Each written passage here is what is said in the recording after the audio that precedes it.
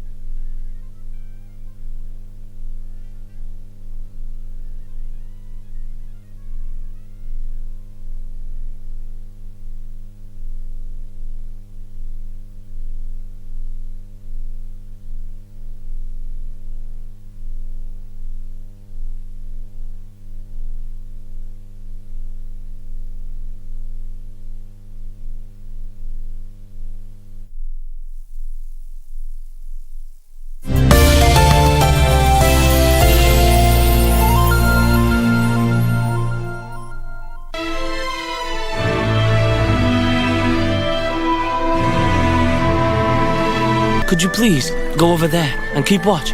If anyone sees us, it could be trouble. Tian also intends to marry her to you. Stop talking nonsense. You know who I love. It's obvious. Man proposes with a wild goose. My brother was asking for your hand in marriage. Really?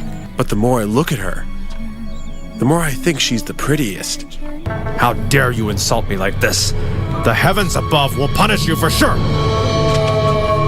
I'll be straight with you today. I love you. I want to make you my wife.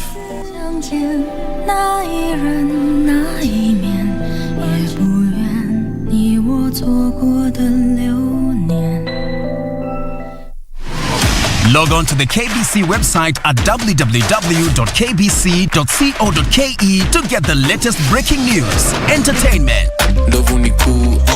sports, politics, lifestyle or business trends from Kenya and around the world. Never miss new episodes from your favorite TV shows, reruns and movies. Just stream online or watch live on your YouTube channel at KBC Channel 1 TV shows. For the day's biggest stories, trustworthy news and family entertainment, log on to KBC Channel 1. Watch what you want anytime, anywhere.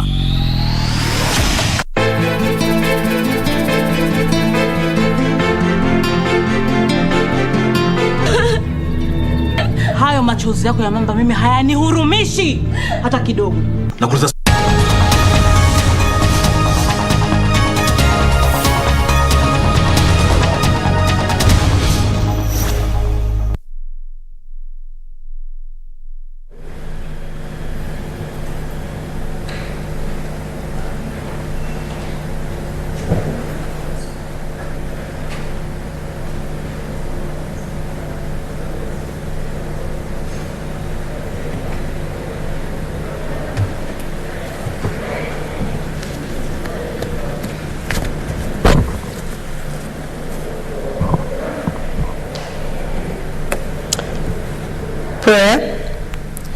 Almighty God, we beseech you to behold with your abundant favor and blessings as your servants whom you have been pleased to call to leadership positions in this republic.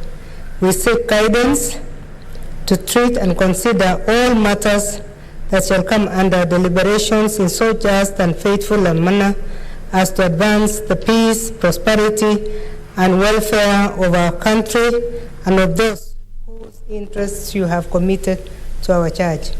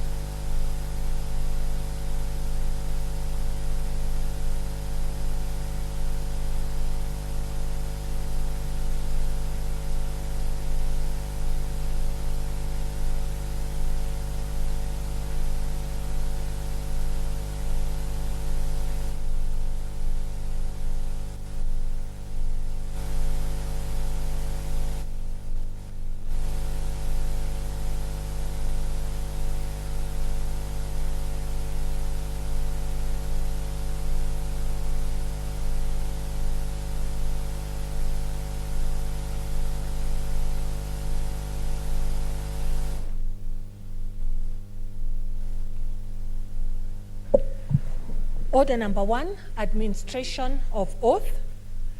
Order number 2, communication from the chair.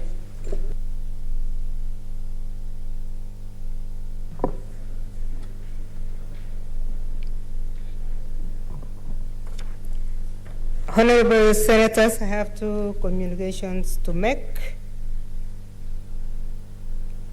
The first one is on the convening of part 4 for part 6 of the 5th session. Honorable Senators, it is my pleasure and privilege to welcome you from the short recess period. We commence part 6 of the 5th session of the Senate, which, looking at the order paper, would be equally busy, and in accordance with the calendar of the Senate, this part begins today and will run until Thursday, the 2nd of December 2021. Honorable Senators, at the rise of the House on Thursday, 21st October 2021, we had outstanding business across a spectrum of legislative business, bills, motions, petitions, and statements, but before the Senate. 1, bill scheduled for first reading, 20 bills at the second reading stage, 12 bills due for committee of the whole House stage, and there are further 23 bills which are undergoing the concurrence process pursuant to Article 110(3) of the Constitution. In this respect, I urge respective standing committees to table reports on the bills to facilitate speedy processing. There are also 50 petitions which are yet to be reported on by the respective standing committees that require immediate action, while statements referred to committees also required to be addressed pursuant to the standing orders.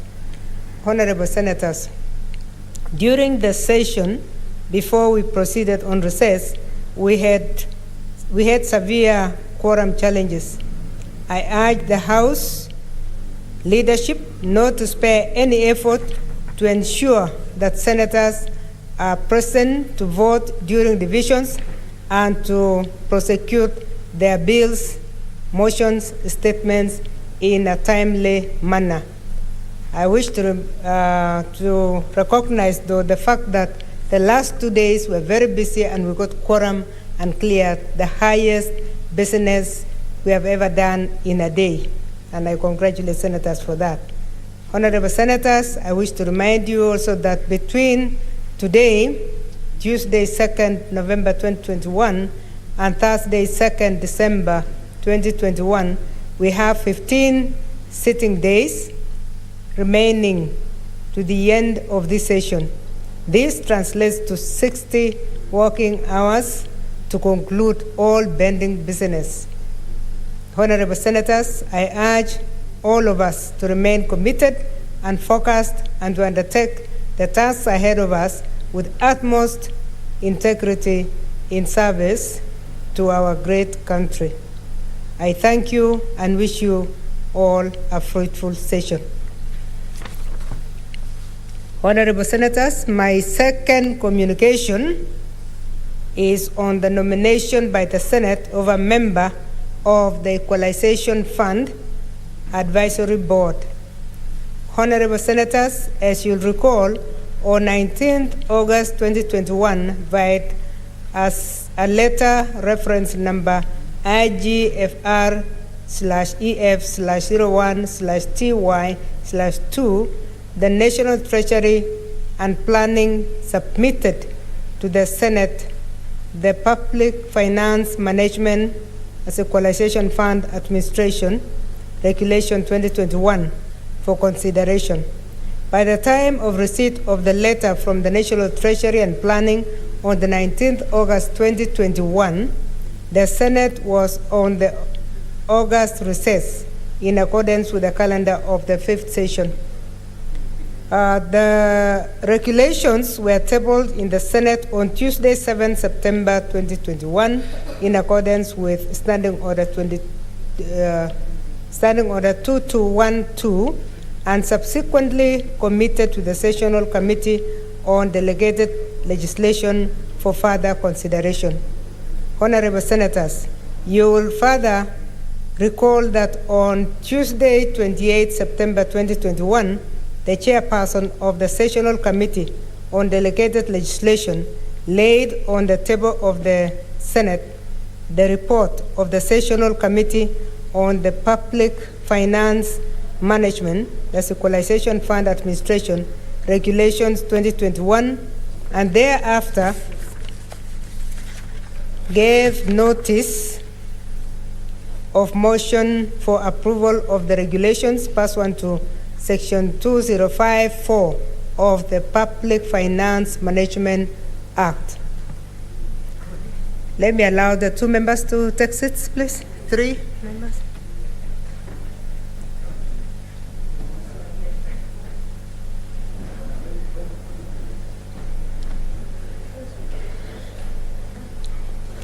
Honorable Senators, as you are aware, Section 2056 of the Public Finance Management Act provides that, subclause 6, if a House of Parliament does not make a resolution either approving or rejecting any regulations within 15 sitting days after submission to it for approval, the House shall be deemed to have approved these regulations. The time allocated, Honorable Senators, to the Senate to make a decision on the regulations was 15 sitting days. Following the tabling of the regulations in the Senate on the 7th September 2021, time started running on 8th September 2021 and lapsed on Tuesday, 12 October 2021.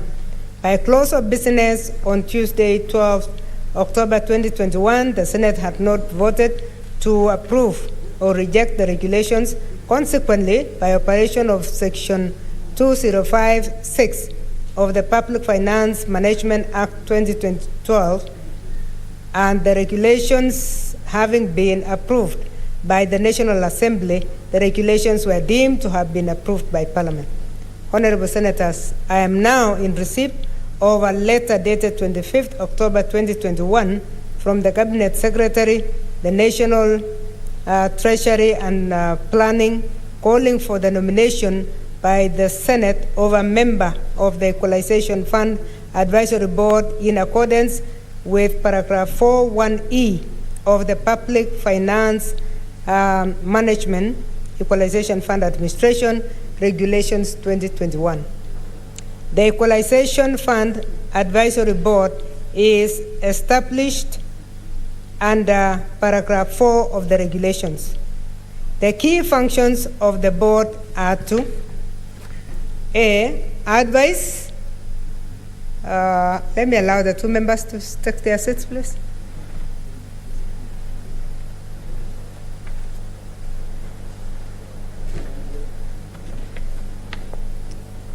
Honorable Senators, the key functions of the board are to A, advise and make recommendations to the Cabinet Secretary on the distribution of resources for the provision of the basic services to the marginalized areas under Article 204 of the Constitution. B, appraise and evaluate projects proposed under the work plans submitted by county technical committees to ensure compliance with the Constitution and the recommendations issued by the Commission on Revenue Allocation.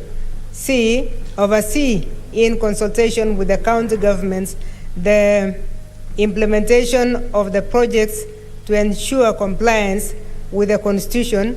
And D, monitor and evaluate the projects implemented by county governments using equalization funds to determine their impact in addressing the factors contributing to the marginalization of the areas identified in the counties. Honorable Senators, paragraph 4 of the regulations provides for the composition of the board, and the Senate is required under paragraph 4(1)(e) to nominate one person to serve on the board. The Standing Order 2072 of the Senate Standing Orders provides the procedure to be followed in the nomination of the person to serve in a public office as follows. Senator Musurube, please take your seat. And the other two senators, please move to your seats.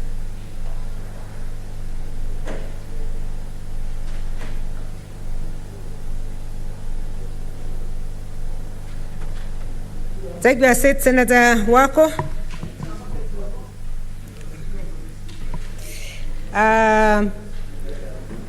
Honorable Senators, Standing Order 72 of the Senate Standing Orders provides the procedure to be followed in the nomination of a person to serve in a public office as follows. Where the Senate is to nominate a person to a public office and the procedure of such nomination is not governed by the Constitution or any other law, the following procedure shall apply.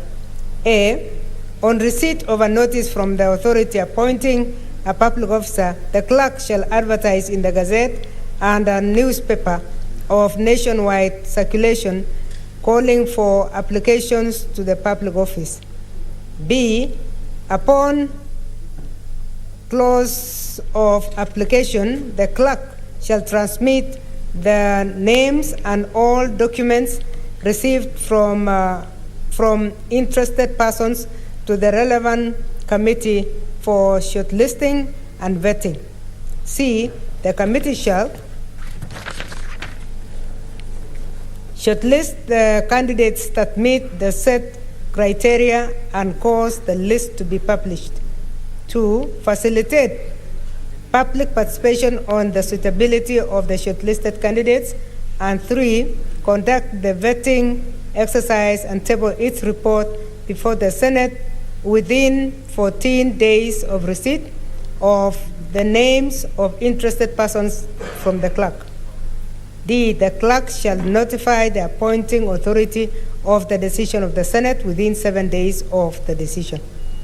In this regard, and pursuant to Standing Order 72A of the Senate Standing Orders, I direct the Office of the Clerk to advertise the vacancy in the membership of the board under paragraph 4(1)(e) of the regulations.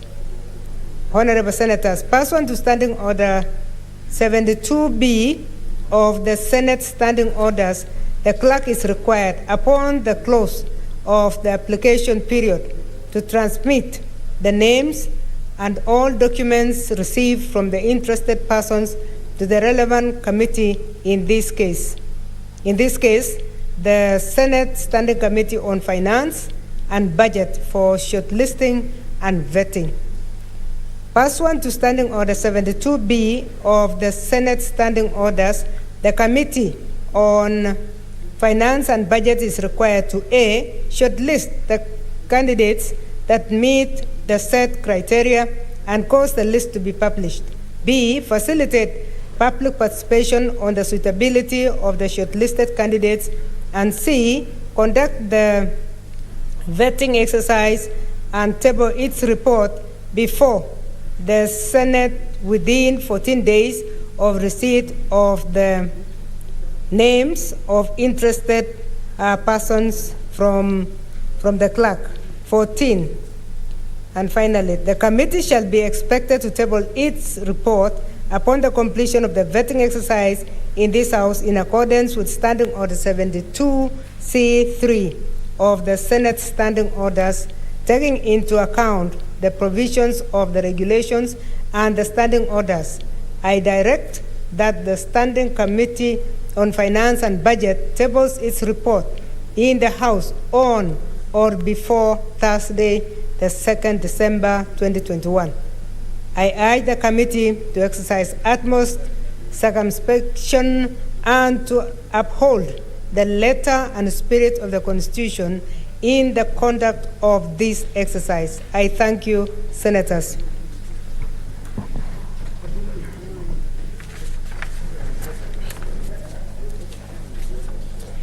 Next order. Order number 3, messages.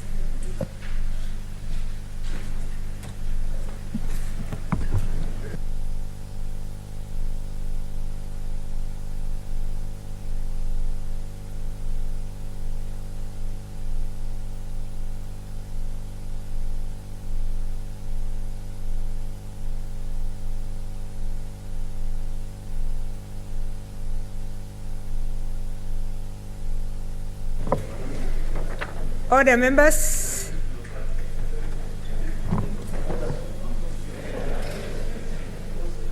Honorable Senators, please come to your seats.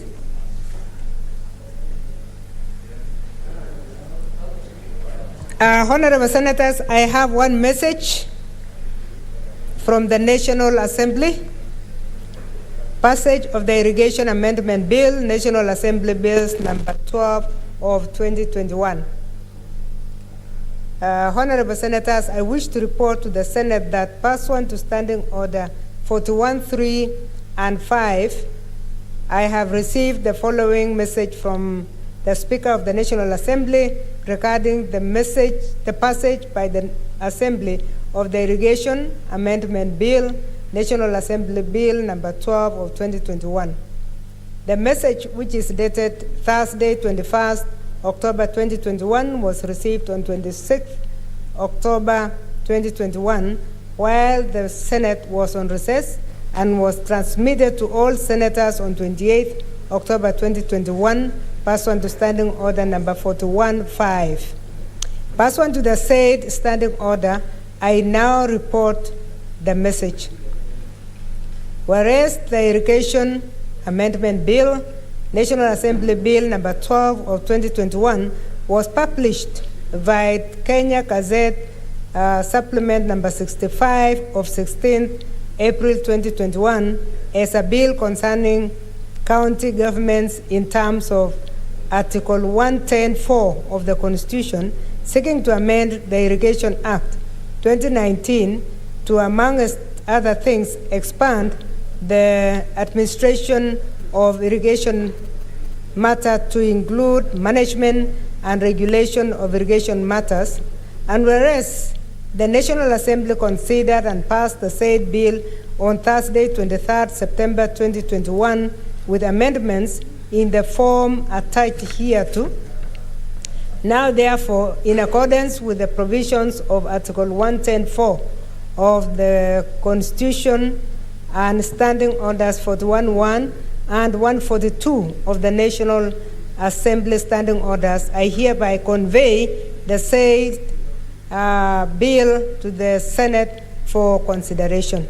Honorable Senators, pursuant to Standing Order 157, which requires that a bill originating in the National Assembly be proceeded with by the Senate in the same manner as a bill introduced in the Senate by way of first reading in accordance with Standing Order 139, I direct that the Irrigation Amendment Bill, National Assembly Bill number 12 of 2021, be read a first time tomorrow, Wednesday, 3rd November 2021.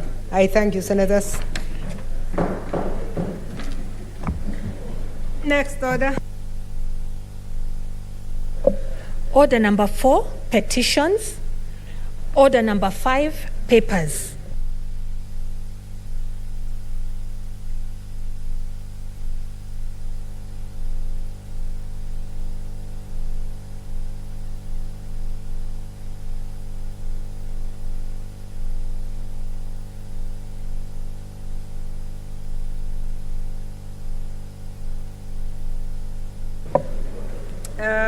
Honorable Senators,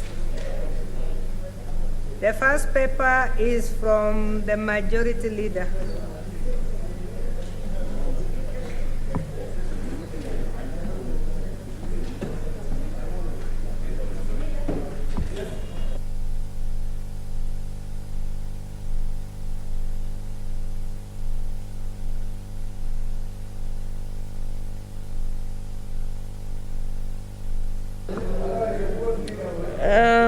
Madam Speaker, I beg to lay the following papers on the table of the Senate.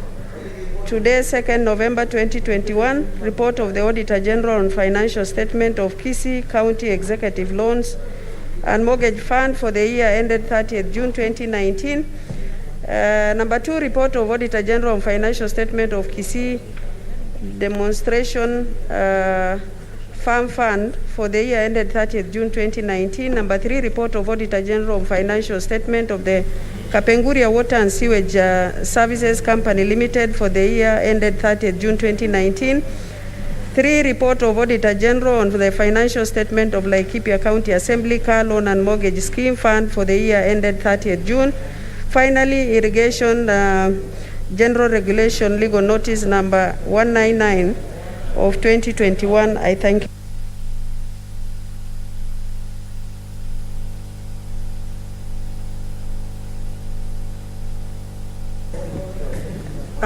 Thank you, Senator. The next paper will be laid by Senator Sakaja Johnson.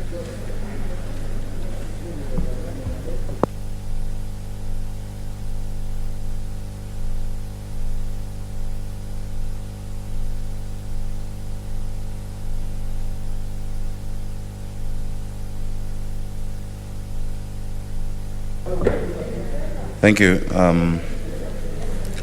Thank you, Madam Speaker. Madam Speaker, I beg to lay the following paper on the table of the Senate today, the 2nd day of November of 2021. Madam Speaker, this is a very important paper.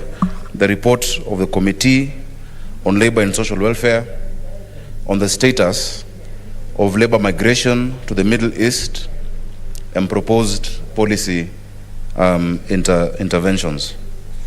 Madam Speaker, as I've stated, and I wish senators would listen, this paper will also come by way of notice of motion because the Senate will need to make a resolution on this paper. So if you could indulge me kindly, as I lay the report, just to list the actions that the Labour Committee is asking the Senate to take, and that then can be debated at a later date, Madam Speaker. Senator, just lay. We will allow you to move your motion. Okay. Yeah.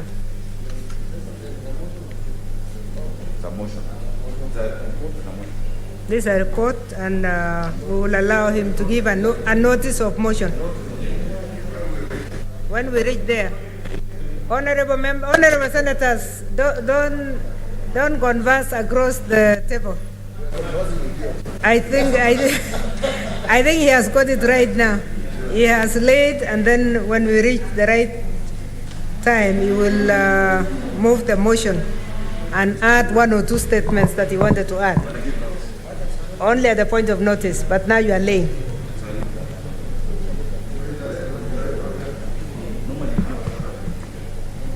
Next order.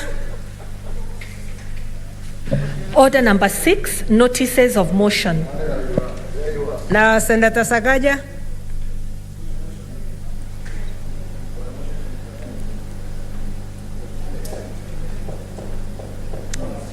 Before that, Senator Musurube, did you have anything before the?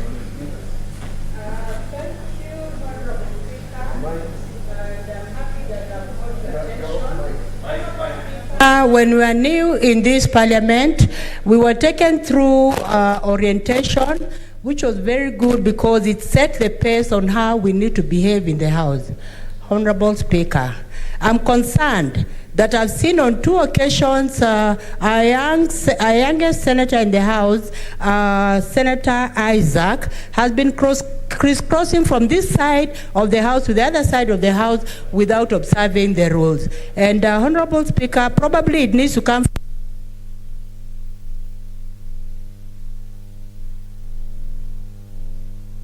something you do, and so on and so forth. Thank you, Honorable Speaker. Thank you, Senator Musurube. Unfortunately, I didn't see I would have helped you deal with that case. Senator Morgan.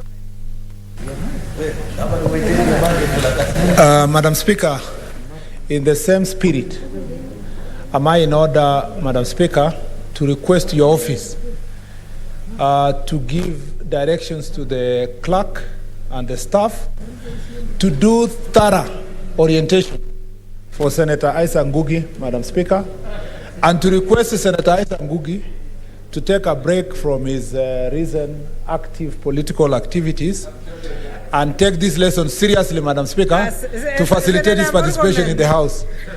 Senator Murgomen, I said I didn't see Senator Ngugi crisscrossing. So because he was not caught by the eye of the Speaker, and none of you alerted me at the time, I will leave it at that. But thank you, Senator Musurube, because I think her hand came a little earlier. Maybe she would have saved us if we had seen it earlier. But Senator Ngugi, we will not ask you to respond to that one. We are asking you that there are some, the standing orders are very clear. Senator Mutula, you still want to pursue that? I don't think any of you, I think all of you were like the Speaker, you didn't see. It is Senator Musurube who saw. In the same spirit, Senator Ngugi is not a young senator. He's not a young senator, he's a distinguished senator. So in the same spirit, Senator Musurube should refer Senator Ngugi with his right titles.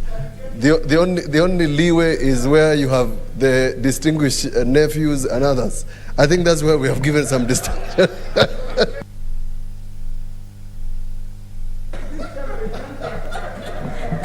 Honorable Senators, next order is notices of motion. Senator Sakaja Johnson, please come forward.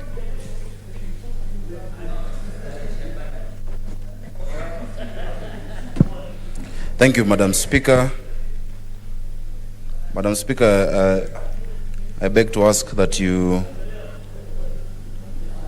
ask my colleagues to consult in lower tones. Madam Speaker, I rise to give the following notice of motion. That the Senate adopts the report of the Standing Committee on Labor and Social Welfare on the status of labor migration to the Middle East and proposed policy interventions laid on the table of the Senate today, 2nd November 2021. Madam Speaker, thank you for your indulgence for me just to give a brief summary of this. It's a very, very important motion that we're going to debate in the House. Madam Speaker, I sought your indulgence and you said I can give a summary at this point. What I would like to help you, Senator Sakaja, before your angle stops you, because he's determined to do that, is that we are going to list your paper tomorrow, and you will take as much time as you wish. Madam Speaker, when I made the request to you, I understand, just allow me to make my point. I understand the standing orders and the provisions. Normally, when committees give their reports, they are given leeway to sometimes just briefly summarize, especially if it's a report on a petition. No, we want to give you the best. We want to give you the best Yes. time tomorrow. So you had said yes. That is why I was going ahead. But I stand guided. I'll do it tomorrow. I can even do it any other day. Tomorrow, but I would urge tomorrow. senators to take this opportunity to go through this report. Yes. It has far-reaching recommendations. Yeah. Madam Speaker, ordinarily, we would just table a report and leave it. But we want a resolution of the Senate because of the far-reaching interventions that you're proposing. Thank you, Madam Speaker. Yeah, I think let's allow it to be the order paper tomorrow. So I order the clerks because we are informed that it is very, very urgent, and the delegation would like to dispense of that statement tomorrow.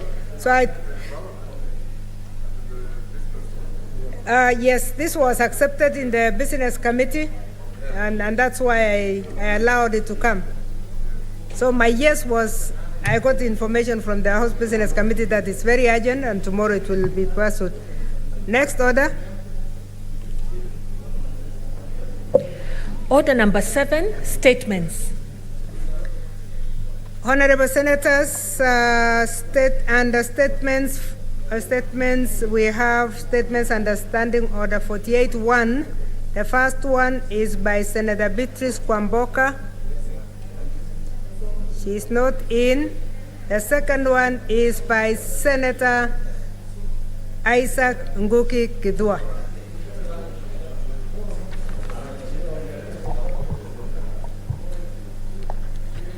Madam Speaker, I rise pursuant to Standing Order 48-1 to seek a statement from the Standing Committee on Labor and Social Welfare on Youth and Special Group Access to Government Procurement Opportunities, what we call AGPO, program as provided for in Article 55 of the Constitution of Kenya and the Public Procurement and Asset Disposal Act of 2015.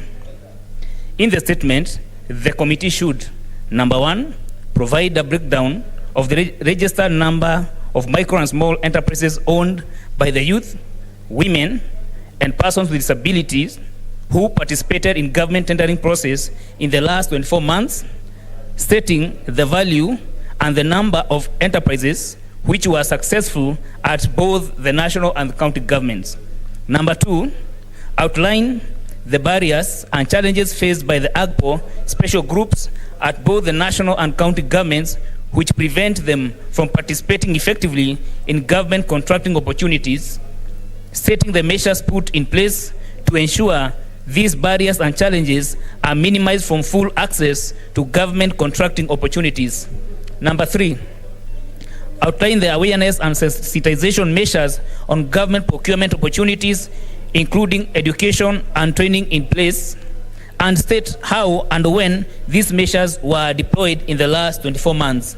Number 4, state the frequency with which Public Procurement Regulatory Authority, what we call PPO, maintains, updates, and posts it in the website or dedicated portal, the register of all small and micro enterprises and disadvantaged groups qualified to benefit from the scheme, outlining how the authority uses this information in ensuring that the AGPO special groups gain access to government contracting opportunities. And number 5, give the list of counties which submit to PPOA the details of the AGPO registered special groups which participate in the public procurement contracting on quarterly basis.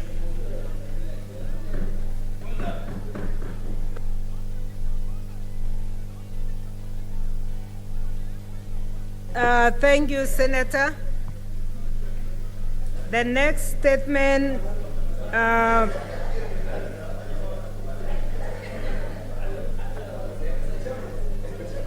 Honorable Senators, that statement, I think he addressed the Committee of Labor and Social Welfare, but after discussions in the House Business Committee, it is very clear that this will be committed to the Committee on National Cohesion, equal opportunity, and regional integration. So it's ordered. The next statement is from Senator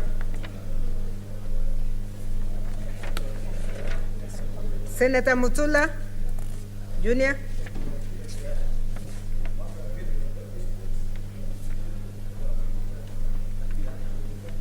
Thank you. Thank you, Speaker. Madam Speaker, I seek a statement on the directive by the Cabinet Secretary, Ministry of Sports, Culture, Heritage, to the Sports Registrar to undertake an inspection of Football Kenya Federation and disbursements and administration of funds from the Sports, Art and Social Development Fund during the financial year 2019-2020 to date. Madam Speaker, pursuant to Standing Order 48.1, I rise to seek a statement from the Chairperson of the Standing Committee on Labour and Social Welfare regarding the directive by the Cabinet Secretary, Ministry of Sports and Culture and Heritage to the Sports Registrar to undertake an impromptu inspection on Football Kenya, FKF. In the statement, the Chairperson should state the following. 1. The provisions of the Sports Act that led to the impromptu decision by the Cabinet Secretary, Ministry of Sports, Culture and Heritage to direct inspection of Football Kenya for a period of not less than 2 weeks from 18th October 2021 and to a report to be submitted to her on or before 2nd November 2021. 2. State the reasons why Football Kenya, a statutory body under the law, was not issued with a notice of inspection citing nature of the reasons of inspection, the documents required, material or evidence relied upon by the Cabinet Secretary in making the said decision. 3. State whether the Cabinet Secretary is aware that the said inspection team was largely composed of officers from the Criminal Investigation Department and National Intelligence Service. 4. Explain the reasons the Chairperson of the said committee sought to remove the documents from the Football Kenya Federation offices for the period 1st July 2014 to date contrary to Section 52(3) of the Sports Act. 5. Explain the reasons why the Cabinet Secretary usurped the powers of the Registrar to conduct the alleged inspection. 6. Confirm whether the Cabinet Secretary is aware that the team of inspectors she appointed purported to conduct an inspection for 2 days, which presupposes that there was already a decision made prior to the inspection. 7. State the total amount of money disbursed to the Sports, Art and Social Development Fund by the government and donor partners for the financial year 2019-2020 to date, and table a detailed schedule on the disbursement. 8. Inform the Senate on the amounts of funds approved by the Commissioner of Sports and the Funds Oversight Board for the disbursements of various sports federations, including FKF, for the financial year 2019-2020 to date. 9. Provide a detailed breakdown and evidence of funds disbursed to various sports federations, stating the amount disbursed to each federation. 10. Provide the particulars of the over 111 million spent by the fund on behalf of various sports federations, an appropriate schedule on the amounts and federations on whose behalf the said funds were spent, stating the legal basis for the expenditure. 11.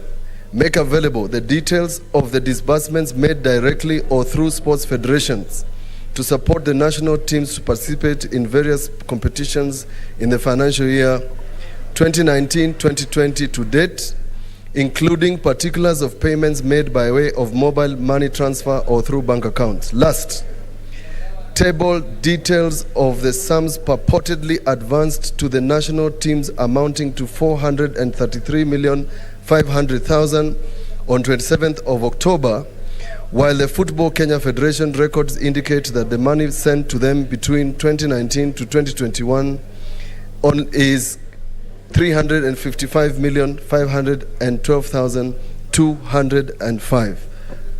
Thank you, Madam Speaker.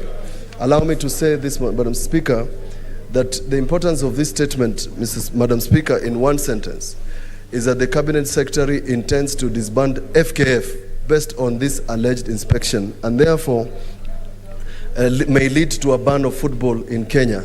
This statement, therefore, Madam Speaker, is very urgent. Thank you. Thank you, Senator.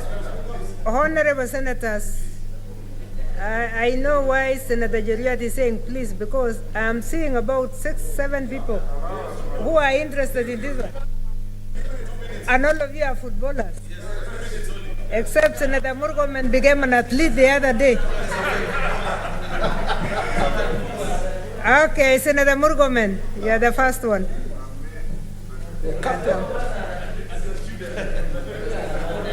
Madam Speaker, for the record, I'm the captain of the Senate football team and the vice captain of the football team in Bunge. And Madam Speaker, this is a sector that I take so seriously, especially the sports sector. We have a problem in the Ministry of Sports and the management of sports in this country. We have a problem in terms of Kenya, where it places sports. Even though we pay lip service to our message that we want to sort problems affecting youth, we put little resources on the sports sector. And the statement that Senator Mutula Kilonzo has come with, we would like to know how much of the sports fund is being used for sports. Because we are told, Madam Speaker, that billions of money that was meant for sports are now being used in universal health care instead of being used where we deserve. Now, we are told that the ministry wants to investigate FKF and particularly single out only FKF, but they cannot demonstrate to the Republic of Kenya how much resources have been put to FKF. We cannot ask to receive that which we have not invested, Madam Speaker. And I want to request, look at the question of banning of stadium. Look at the issue, Madam Speaker, of building of extra 9 stadia in this country. Look at the problem of Convening Stadium, Madam Speaker, where you know very well that more than 3,000 athletes are training around Iten. And at the moment, there was a contractor given a little amount of money to start the project. Now the place is dilapidated. The athletes cannot train, footballers cannot play there. Then, instead of focusing in providing the infrastructure for supporting sports, now the Cabinet Secretary wants to interfere with football in this country in a manner that if we are going to be banned, most of our youth, Madam Speaker, especially from Nairobi County, from most of the western counties, Madam Speaker, are going to lose the opportunity to participate in a very important sport, which is the most popular sport in the Republic of Kenya. I hope Senator Sakaja, and I don't know why he has gone somewhere, or he's here.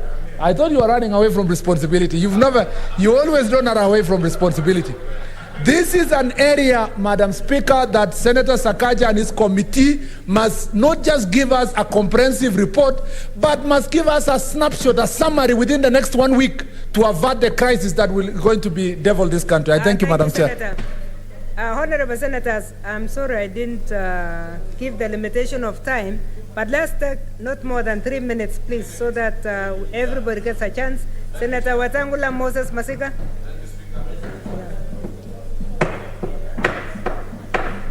Thank you, Madam Speaker. Madam Speaker, how times change. When Senator Murkomen was majority leader, he would never allow us to question where the stadiums were. But now I'm happy that he's seen the light and he knows there are no stadiums. Madam Speaker, this question is very important. And I want to urge my distinguished nephew that you broaden the scope of inquiry, not only on football, but sports in this country. Madam Speaker, FKF is now limping. Instead of getting support, we are embarking on punitive and malicious investigation against it. I would want us to be told how much money has been set aside for football in this country, how much is going to FKF, and how much is going to the grassroots branches of FKF. Because we have a lot of teams that are playing second-tier football out there, Madam Speaker, that are really struggling when there is a budget line for support of football. In addition to that, Madam Speaker, I want to encourage my distinguished nephew, the Senator for Nairobi, that also to look at the management of athletics and explain to this country and this House why mandarins of athletics fly to Olympics first class when our gold-winning athletes go on economy class. and are given small pittance and put in dormitories when non-runners are staying in 5-star hotels. When other countries, when they take the athletes to the Olympics, to the Commonwealth, World Games, they are treated like national heroes, Madam Speaker. Our athletes here bring fame and glory to this country through personal initiative. No support from the state. And we want to have a blueprint and a policy statement coming from a committee that is chaired by a very illustrious nephew to yours truly, that these things must change. Thank you, Madam Speaker. Thank you, Senator Cheruiyot Aaron Kipkurui.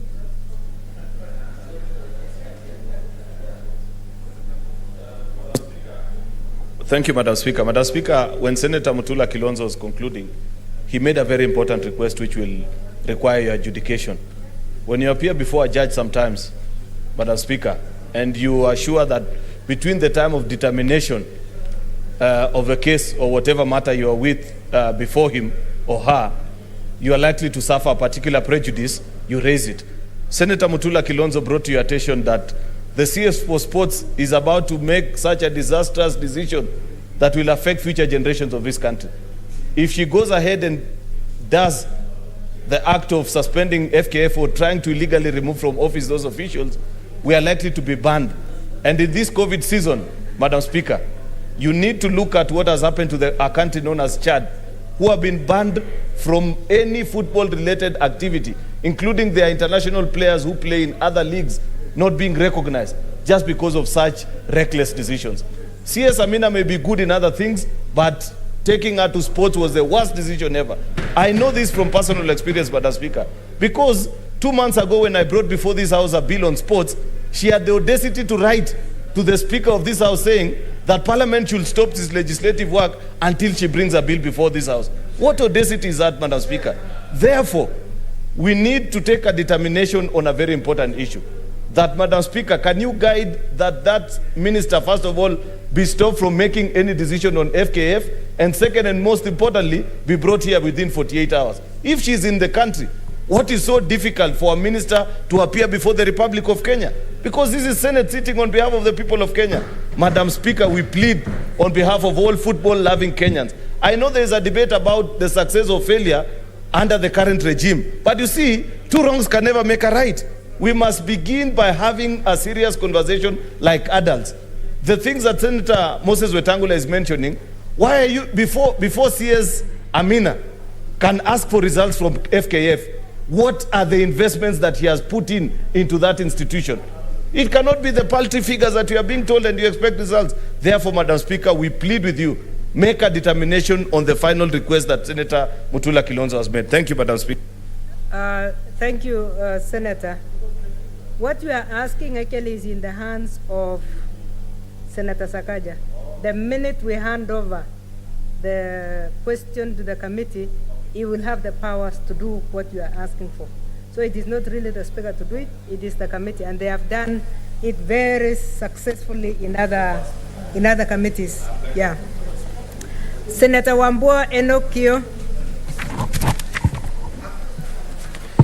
Thank you, Madam Speaker. Madam Speaker, on this matter, I speak for and on behalf of football players in Gitui County, Madam Speaker. Madam Speaker, it's actually a shame what the Minister for Sports is attempting to do. A shame because, Madam Speaker, our ministry and collectively the government has either been unable or unwilling to create jobs to engage young people. And what young people have resorted to do, Madam Speaker, all over the country, is that they have coalesced into football clubs and groups, and they are playing soccer as the only engagement that they have at the moment, Madam Speaker. The least that we should expect from the Ministry of Sports at such a time as this is support from the very top to the bottom, Madam Speaker. That, Madam Speaker, today we are dealing with a minister who is contemplating banning FKF at a time that young people, Madam Speaker, are engaging themselves in active sporting activities is a shame of serious magnitude. Madam Speaker, I want to say this, that instead of the minister asking investigative agencies to look into the operations of FKF, she should do two things. One, first, she should do proper, adequate funding for the operations of FKF. Secondly, Madam Speaker, she should invite these investigative agencies to our ministry and find out how money in that ministry is being used. Because instead of the money going to the expansion of sporting activities, and especially the support of football, that money is being pilfered left, right, and center. Madam Speaker, I say, as my friend Senator Treasury has said, the minister must not be allowed to take that step of banning FKF. She should never be allowed to do that. I thank you, Madam Speaker. Thank you, Senator. Senator Inima Gertrude Musuruve. Thank you, Honorable Speaker, for giving me this opportunity to support this statement. And I thank Senator Mutula for coming up with the statement. And Honorable Speaker, just to even speak on behalf of the youths in Lugari constituency, this decision of disbanding FKF is not well thought, Honorable Speaker. And I want to give an example of what I went through when I was holding the Musuruve tournament, that is for identifying talent among youths and nurturing talent. It is going on very smoothly just because FKF is there. FKF have their own rules, and so the youths ensure that they are adhering to the rules, so that any youths that become hooligans are actually not allowed to play, Honorable Speaker. There's a big role that FKF is playing, and there is need for us to ensure that FKF is not disbanded, but an investigation, if an investigation is done, let those who are mismanaging FKF be brought to account, but it should not be disbanded just because of the big role that they play. I have seen it when I'm holding my tournament, and FKF is playing a very big role because it brings even referees who are neutral, it brings even the chairman who are neutral, and on a neutral ground, then players are able to play well without any intimidation and without any favorism, Honorable Speaker. So my thinking is that FKF should not be disbanded, and sports in this country should be supported, Honorable Speaker, especially the youths in Lugari. I've seen them very active during my tournament, and it is something that is commendable. So the government should bring in more money and support for football, because even women are playing football, Honorable Speaker. Thank you. Senator Gerard Gay Samson.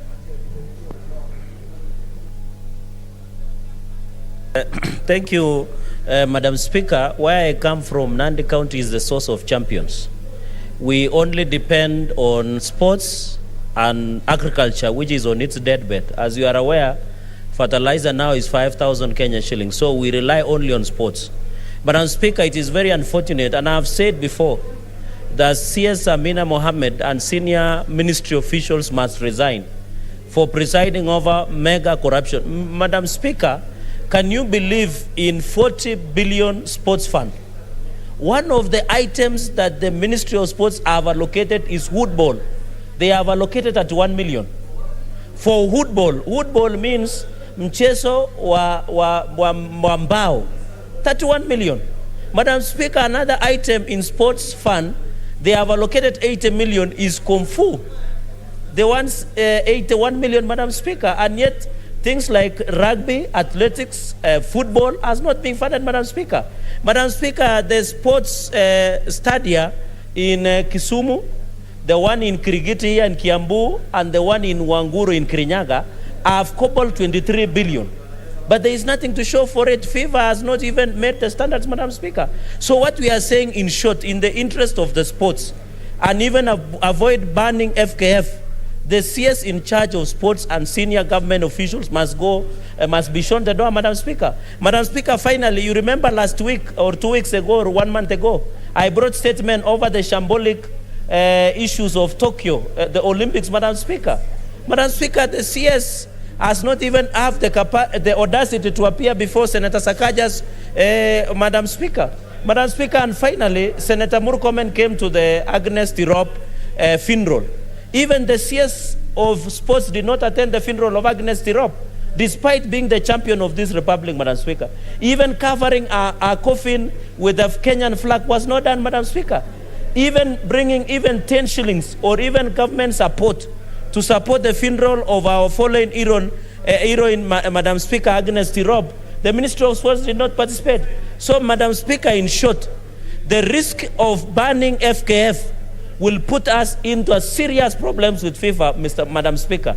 And you are aware, when you interfere with sports, it means we risk banning from FIFA. What does it translate? Many young Kenyans who are hustlers, who hustle through football, Madam Speaker, will not have an opportunity to be able to play in the local league and have enough an opportunity. Madam Speaker, I request, because there is a statement of athletics before Senator Sakaja's committee that I brought on the shambolic Tokyo Olympics. Madam Speaker, finally, you saw under 20 champions.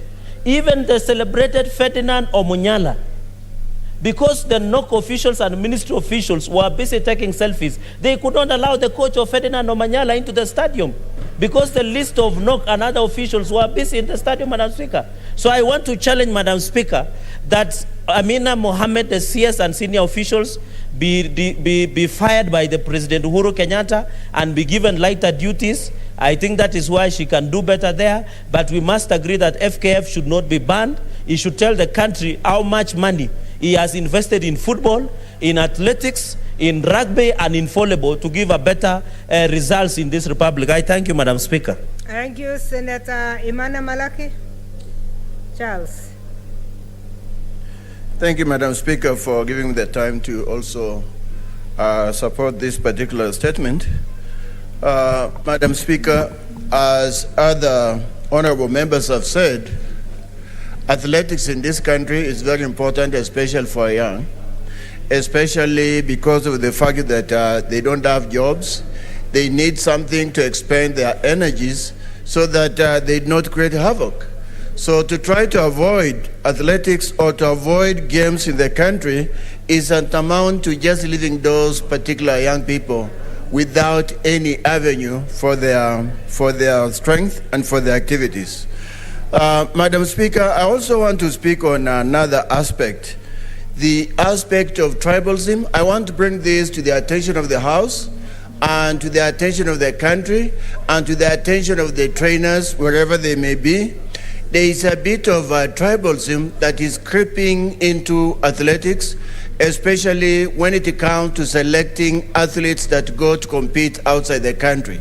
Like this time, competing out in Tokyo in the Olympics, in training camps, if a particular athlete qualifies and they are deemed from a particular tribe that is not very liked, they are left out.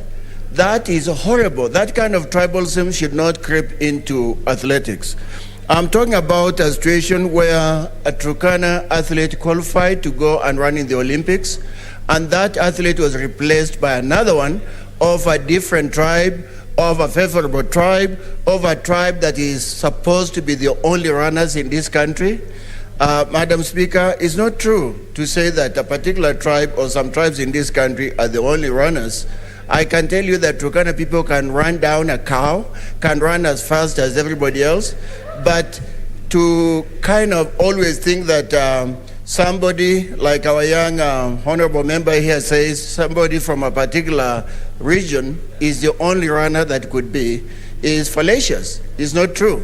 So let's look at the situation and try to avoid selecting people based on tribal basis. People who have worked so hard, people who have run so hard, people who qualify like others should be given that particular chance to go and show their talents in the world. Thank you, Madam Speaker. Thank you, Senator. Senator Langat, Christopher Andrew. Okay, thank you, Madam Speaker, for also giving me this chance to support this particular statement. And I want to say that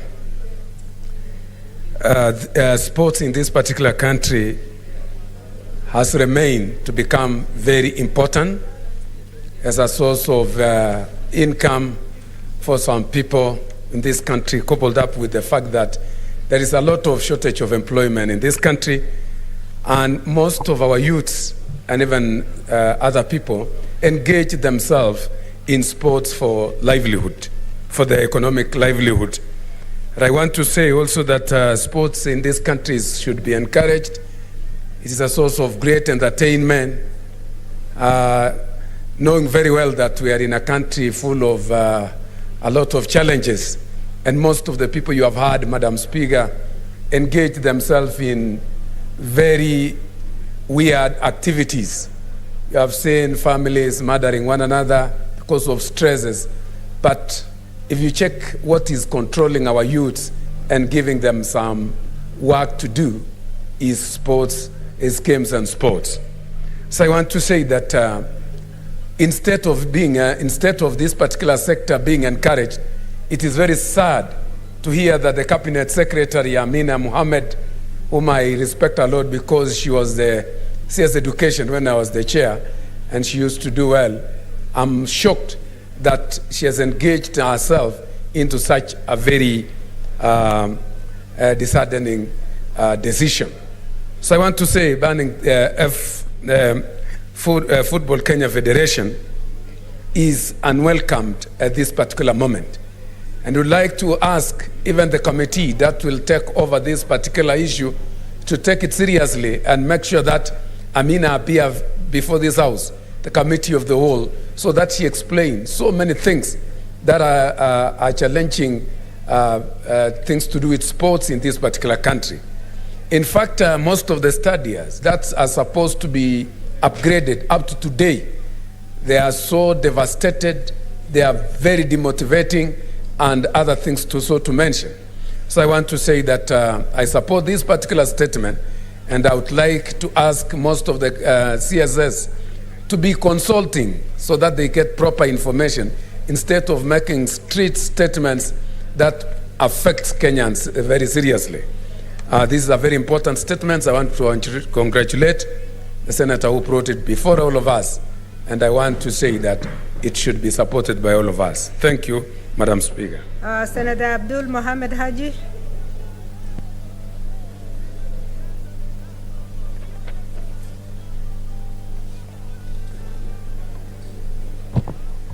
Thank you, Madam Speaker. I also stand to support the statement, but I am a little taken aback by the comments of most of the senators who have very strongly come against the CS. And I believe the intention of the Ministry of Sports was to audit FKF in terms of the fundings they've been receiving. And I fail to understand why probably the individuals who are at FKF are against the audit. And instead of asking for the resignation of the CS, maybe we should have gone to the extent of advising the CS that she can tackle FKF based on the rules and regulations of FIFA, so that we don't, as a country, fall foul to the operations with FIFA. But what we've seen is that FKF since the formation of FKF and the members that have been there, they've been given much free hand in trying to improve the situation of football. But we've seen that the national team is still not performing very well. And we don't know if we can put the blame on FKF or the Ministry of Sports, but something somewhere is wrong, and we need to investigate that, because sports is very important for the country, and it's very important to the youth.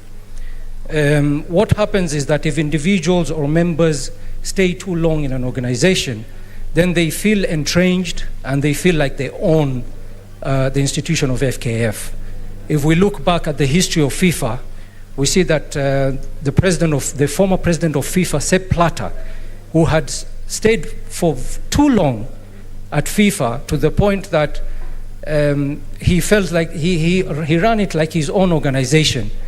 But towards the end, when proper investigations were done in FIFA, I think I stand to be corrected, but as far as I can remember, Sepp Blatter left a very dishonorable gentleman from FIFA organization. So it is important that organizations like FKF are audited. It is important that the Ministry of Sports questions the operations of FKF and questions the failure of FKF in improving football in the Republic of Kenya. And we are waiting for the day Harambee Stars will perform to make this country very proud in Africa and the world very soon. Thank you very much. Thank you, Senator. Finally, Senator Sakaja Johnson Ada. You can also commit yourself as the chair of the committee. Thank you, Madam Speaker. As you've stated, as chair of this committee, I take note of the statement that has been requested and the sentiments of members and the urgency in this issue. Indeed, I must commit that my committee is very, takes this matters very seriously. Just this past week, we've been touring some of our stadia. We're in Bomet, we're in Kericho, Green Stadium. We looked at what's happening, but we're really concerned about all the federations, Madam Chair. So without being prejudicial as to the action we will take, I want to state that, first of all, in terms of, from a policy point of view, I think audits are welcome everywhere, but they should not be used as a tool for anything else. All federations must be audited when the resources come from the national government or the section that comes from the national government. But as Speaker, what we'll commit to do, and I would urge you to give us, the strength of your chair, is, Madam Speaker, we'll immediately send out the letter so that any action, because, Madam Speaker, any action that can be taken, which would be, can prevent Kenya or rather can cause a ban, cannot be taken by an individual. That action cannot be taken by a cabinet secretary or by a permanent or a principal secretary.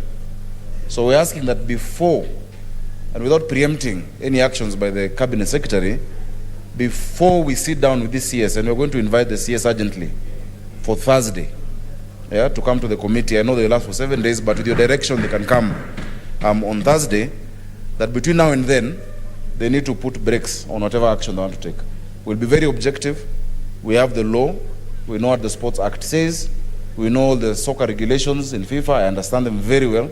But as Speaker, I've been the patron of AFC Leopards for many years. Even there, we have challenges. But despite that, I think my committee is competent enough to handle this matter as soon as possible. And just to inform senators that in addition to this matter, we actually had planned, and Senator Aaron Cheriot knows because he has one of the bills we're discussing, an entire retreat with all the key federations, soccer, rugby, volleyball, basketball, athletics, to look at the wide range of issues that they're going through. So, Madam Speaker, we'll send out the letter immediately and ask for the audience of the Cabinet Secretary, the Sports Registrar, the Principal Secretary, and we hope that you can help us secure that because it's an urgent matter. If we wait for a week or two, some action that is potentially, and we're not imputing improper motive on anyone, but action that could potentially make our entire country miss out on being part of FIFA can be taken. And that action is what I'm saying should not at any one point be taken by an individual. It must be taken by the representatives of the people after hearing all the issues when we meet on Thursday. Thank you, Madam Speaker. Thank you very much, Senator Sakaja, Chairman of the committee. So the statement stands committed to the Committee of Labor and Social Welfare.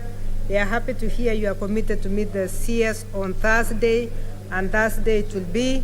So a letter will go in your support, which will call on the minister also not to do anything because of the evidence before this Senate, which have been tabled here today. I would like to go for another statement that is related, so that, I don't expect any contributions on this one, by Senator Aaron Cheriot.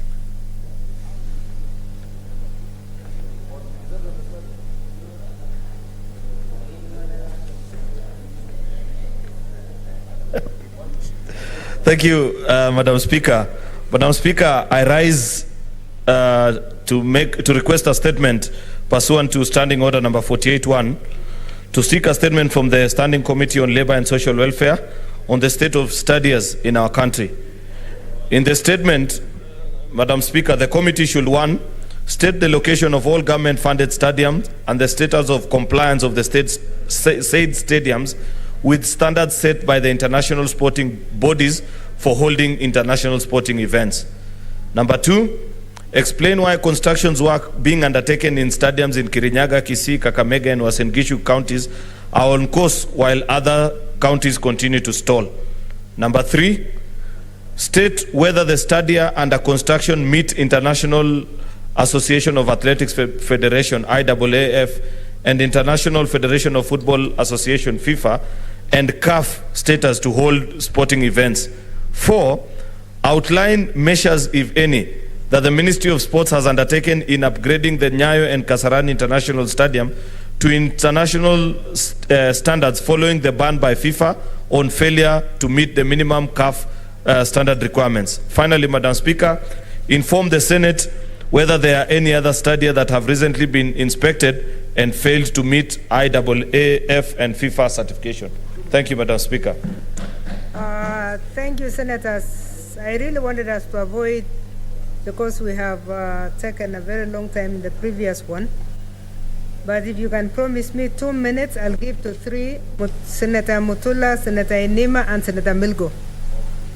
Only those 3, 2 minutes each. Madam Speaker, this statement is serious and it's unfortunate. Senator Sakaja and I support the AFC Leopards team.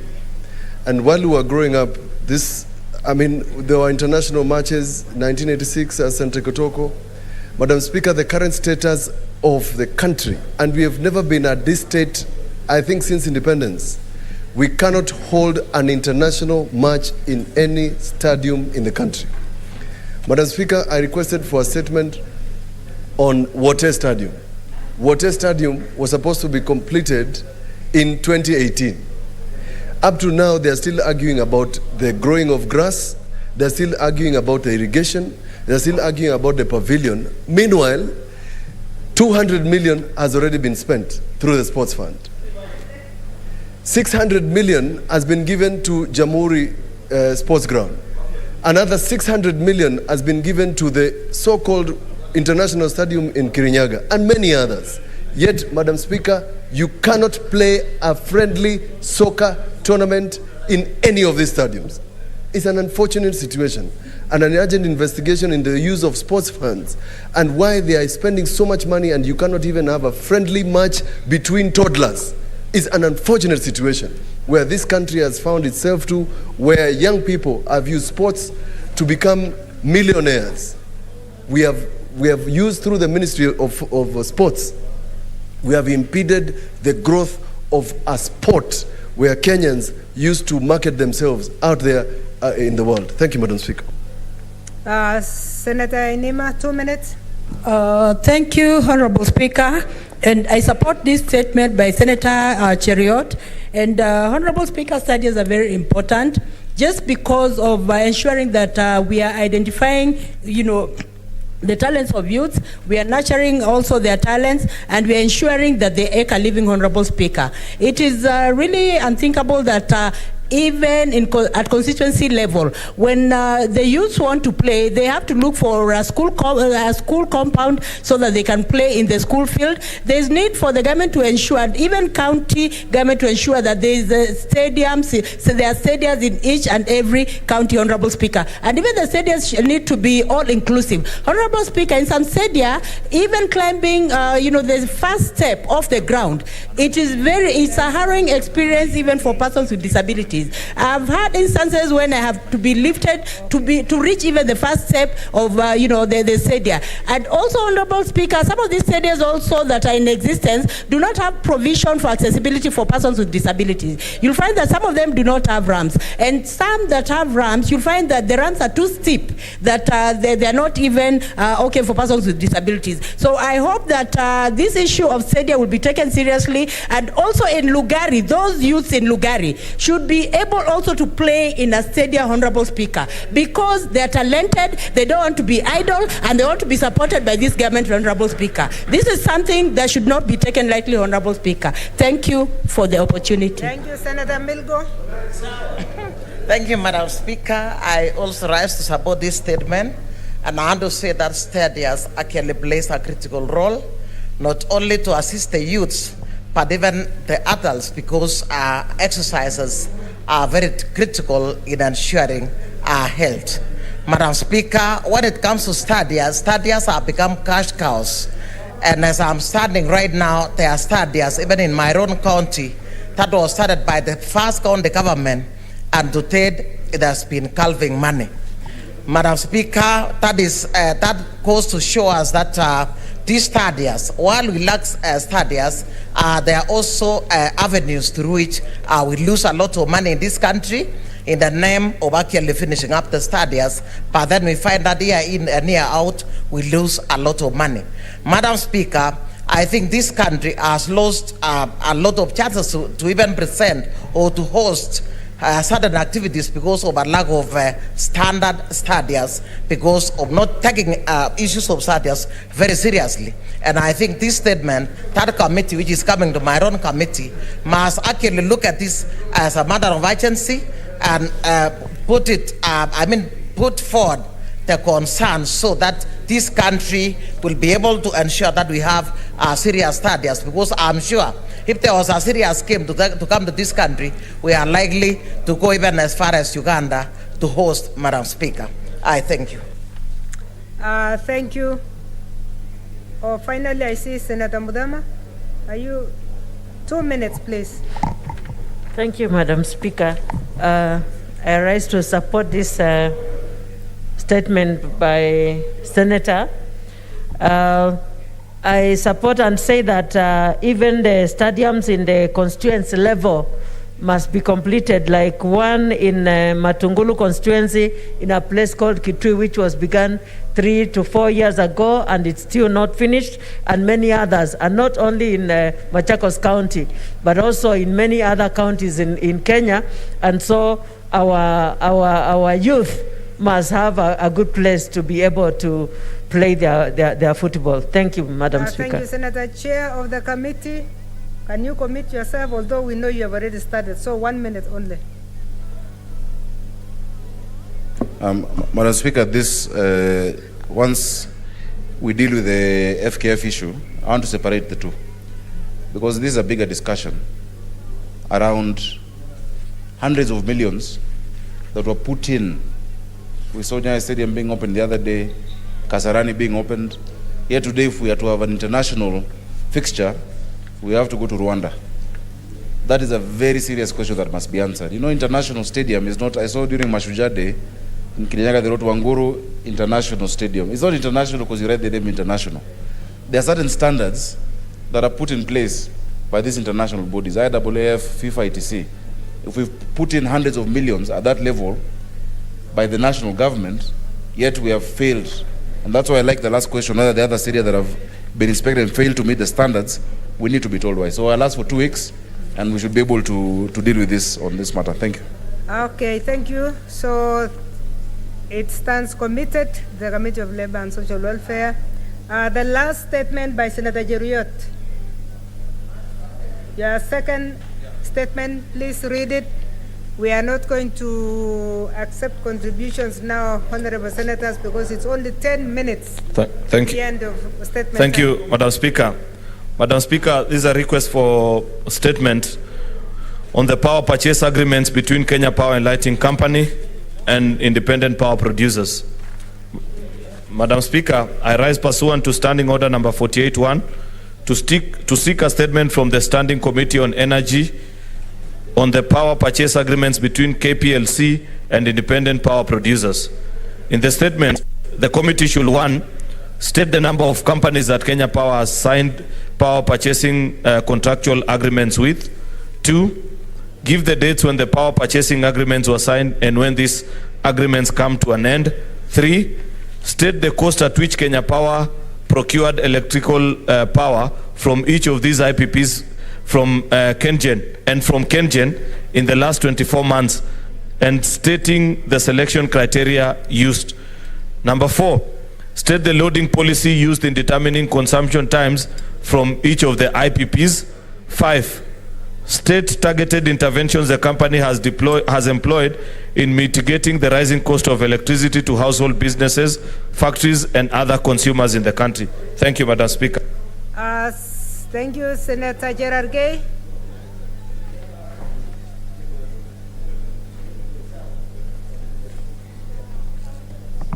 Mambo ya Kericho.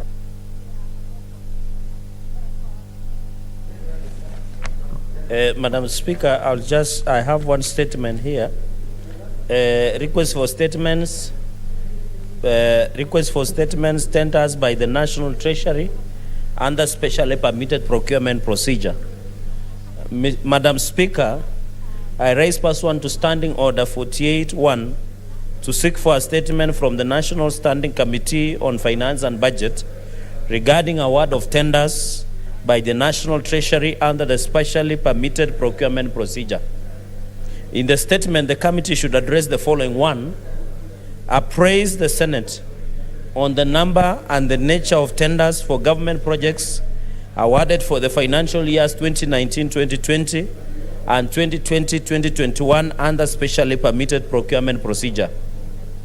Number 2, inform the Senate on the total amount of money committed to tenders awarded under the specially permitted procurement procedure for the 2 financial years. Number 3, explain how the awarded tenders qualify as tenders in the public interest or the interest of national security as contained in the procurement law in order for them to have been awarded under this special category. Madam Speaker, number 4, state the role of state security agencies and organs in the award of such tenders. And finally, Madam Speaker, list, if any, tenders for the government projects under private-public partnership, like LAPSET, that have been awarded through this restricted tendering method for the financial years 2019-2020 and 2020-2021 financial years. I thank you, Madam Speaker. The next statement is by Senator Enoch Wambua.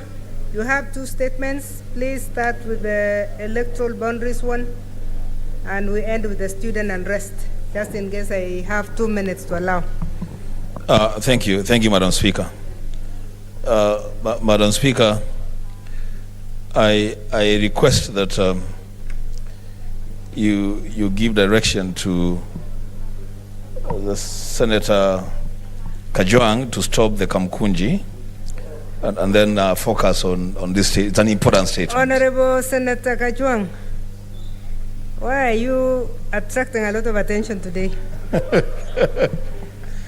Thank you, Madam Speaker. Madam Speaker, I rise pursuant to Standing Order 48-1 to seek a statement from the Standing Committee on Justice, Legal Affairs and Human Rights regarding the status of preparedness for the upcoming general elections by the Independent Electoral and Boundaries Commission. In the statement, the committee should, 1, outline the measures that the IEBC has put in place to guarantee a free, fair, and credible general election in 2022. 2, state the firm that has been awarded the tender to print ballot papers and whether due process was followed, including due diligence, before awarding the tender. 3, explain circumstances that led to the IEBC signing a contract on electoral data collection and storage with a French firm without a clause on the right of access or transfer of data after the elections. Number 4, state the amount of money the IEBC has been paying to the contracted firm to access data for each by-election that has taken place after the 2017 general election. And 5, enumerate individuals and or organizations, if any, that have the rights of access to the Kenyan electoral data. I thank you, Madam Speaker, And with your permission, I will move on to the second statement.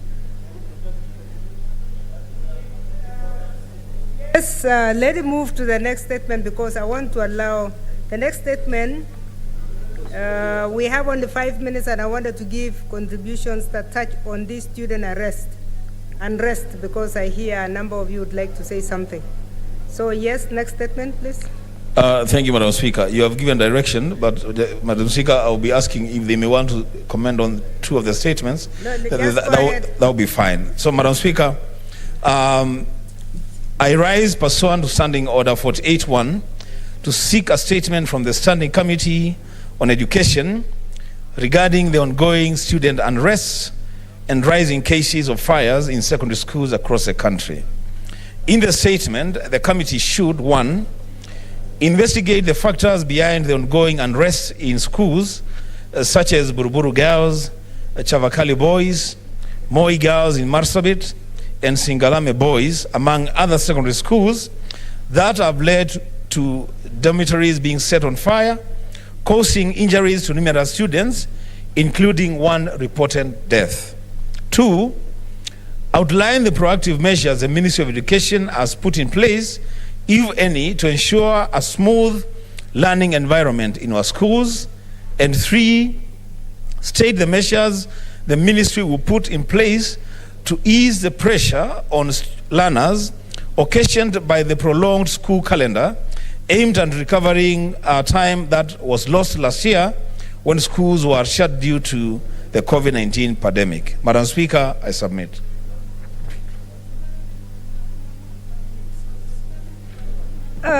Thank you, Senator. Senator Olekina, are you ready? I know you are the first one, but I thought you needed time to read. Madam Speaker, I thank you. Madam Speaker, I wanted to comment on the first statement, but I'm also now inclined to make some brief comment on the second statement, which I fully support. On the first statement, Madam Speaker, briefly. Before I forget, please, I want to give everybody, I can see we have 5 people, and our time is up. So please try and use 2 max 3 minutes.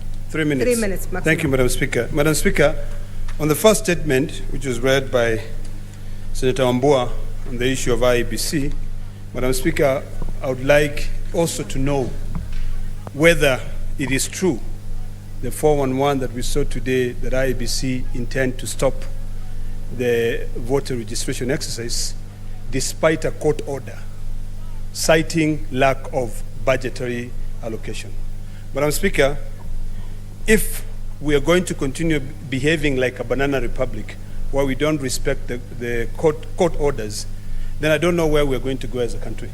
So it will be important when the committee is looking on these issues to also expound further on whether the IEBC has decided to disregard the court order and continue and stop the voter registration exercise. Madam Speaker, also, it will also be important to get more details on this purported tender allocation to a French company. In the last election, we had challenges trying to access our data. So that really will put us into a situation where everyone will start saying the elections have been stolen even before they are. On the second statement, Madam Speaker, because I can see my time is up, it is quite sad. And I think we as a country are demanding so much from the Ministry of Education to a point where the Ministry of Education becomes confused. This CBC is the cause of everything. And as the stakeholders, Madam Speaker, it is about time that we take the necessary steps to be able to bring this correction. Madam Speaker, when you listen to the students, I actually I went to see one school, which is directly opposite my home, at 3 a.m. in the morning, when the student decided to set the school on fire. Madam Speaker, please give me 1 minute. 1 minute? Because speaking for 1 minute, 60 seconds sometimes is difficult. Madam Speaker, the problem is that we do not have a consistent calendar for these students. Students are in school for 2 weeks, they are sent home for midterm. Students are asked to bring in a laptop when the father or the parents do not even afford a mulika mwizi. We are demanding so much from the Ministry of Education, and that this is our responsibility as parents, as leaders. I think it's about time we now sit down and play our oversight role and direct. And I know some of us here will say we cannot direct, we recommend. But with what is going on, it started with a school in Narok, your regular secondary school, where students decided to set a dormitory on fire just because they were being denied to go and preach. You know, some youth wanted to have a homecoming ceremony because now the culture, and I feel sorry, Madam Speaker, for this current generation. This current generation, if we do not play our role as leaders to be able to guide them, I don't know what will become of other future generation which will come in. The current generation is so entitled. We have made them entitled. You know, we are guilty. So I think the best thing we can do, Madam Speaker, is that instead of pointing all the blame at the Ministry of Education, we also figure out a way that we can now sit down and evaluate what was wrong with the 844 system. Madam Speaker, I thank you. Thank you. Senator Sakaja Johnson, 2 minutes.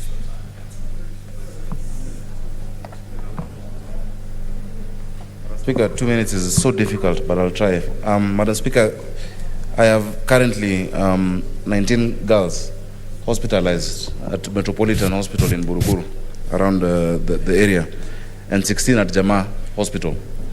63 in total have been hospitalized because of the fire that broke out on Sunday at 4:30 p.m. One of the hostels is called Kingdom Hostel. But before that fire broke out, there had been communication to the principal, Mrs. Caroline Maina, about some discontent on the pressure on the Form 3 girls who are being, categorized according to performance. There's something wrong with how we are dealing with, our students at that age. And this pressure, we have a mental health breakdown. The pressure that we're putting upon them, I think something needs to be done. I am meeting with the regional director of education together with the principal and the board of this school, not just to address what has already happened, but to get a feel of what we must do to the other schools. Because the problem when we start reporting on these fires, the peer pressure. Another school says, oh, have you seen Buruburu Girls? And Buruburu Girls is, when I was in high school, it was a very popular school. We used to call it Burumambao. So have you seen Buruburu Girls have burnt? When are we burning ours? And the peer pressure, and it starts a series. In fact, I would ask the media, I don't know how to limit how they report on this, because when other students see it, then they also want to do it, because it is now cool to do it. So it's very unfortunate, Madam Speaker. And it was so sad when I saw the girls jumping out of windows. That level of distress, that level of fear in their eyes, and when there's a fire and she's on the 3rd floor. So I'm really, I really want to say sorry to the families and to the parents of these students for what they went through. Madam Speaker, on the first issue, and once I do it, I'll report. Even before the Committee of Education looks into it, I'll report as Senator for Nairobi. Because these girls are my students, these schools are mine. I'll invite members who want to accompany me to have this discussion before waiting for the relevant committee. On the first statement, I think I'd like to get more details, because, Madam Speaker, even our courts must give rulings that are practical. If you tell me to do a service, that I extend voter registration, and I don't have money to pay these clerks, in the same ruling, you should also direct Treasury to give us money, or to give the IBC money. Madam Speaker, we have less than 10% of people who've registered. There is apathy. The messages that has gone out are not inspiring to these young people. We need to relook at it, but the same ruling... Senator Lakina, I didn't want you to interrupt because I've given him 1 more minute. Yes, just to finish on that. 3. The same ruling, we must respect court orders, but court orders must also be practical. If they actually don't have the resources, that's a point of information. If they actually don't have the resources, let the Justice Committee be able to tell us how much more, because we want not just for 1 week. Is that point of information? Madam Speaker, we don't want just for 1 week. What is out of order? I hope. Madam Speaker, we have 3 arms of government, and courts decide based on their facts. That is no, Madam Speaker. I just want to know. Yeah, is it in order for the distinguished senator, the future governor of Nairobi, to come out here and cast aspersia on the judiciary, which rules based on facts that they are given on the table. The judiciary does not know what the budget of the IEBC is. So I think the key most important here is that we must profess, we must push for government to respect court of orders. So, Madam Speaker, I don't think it's in order for the distinguished senator to be able to point a finger at the judiciary that they should give court orders that are practical. Thank you, What is Senator. not practical about that, Madam Speaker?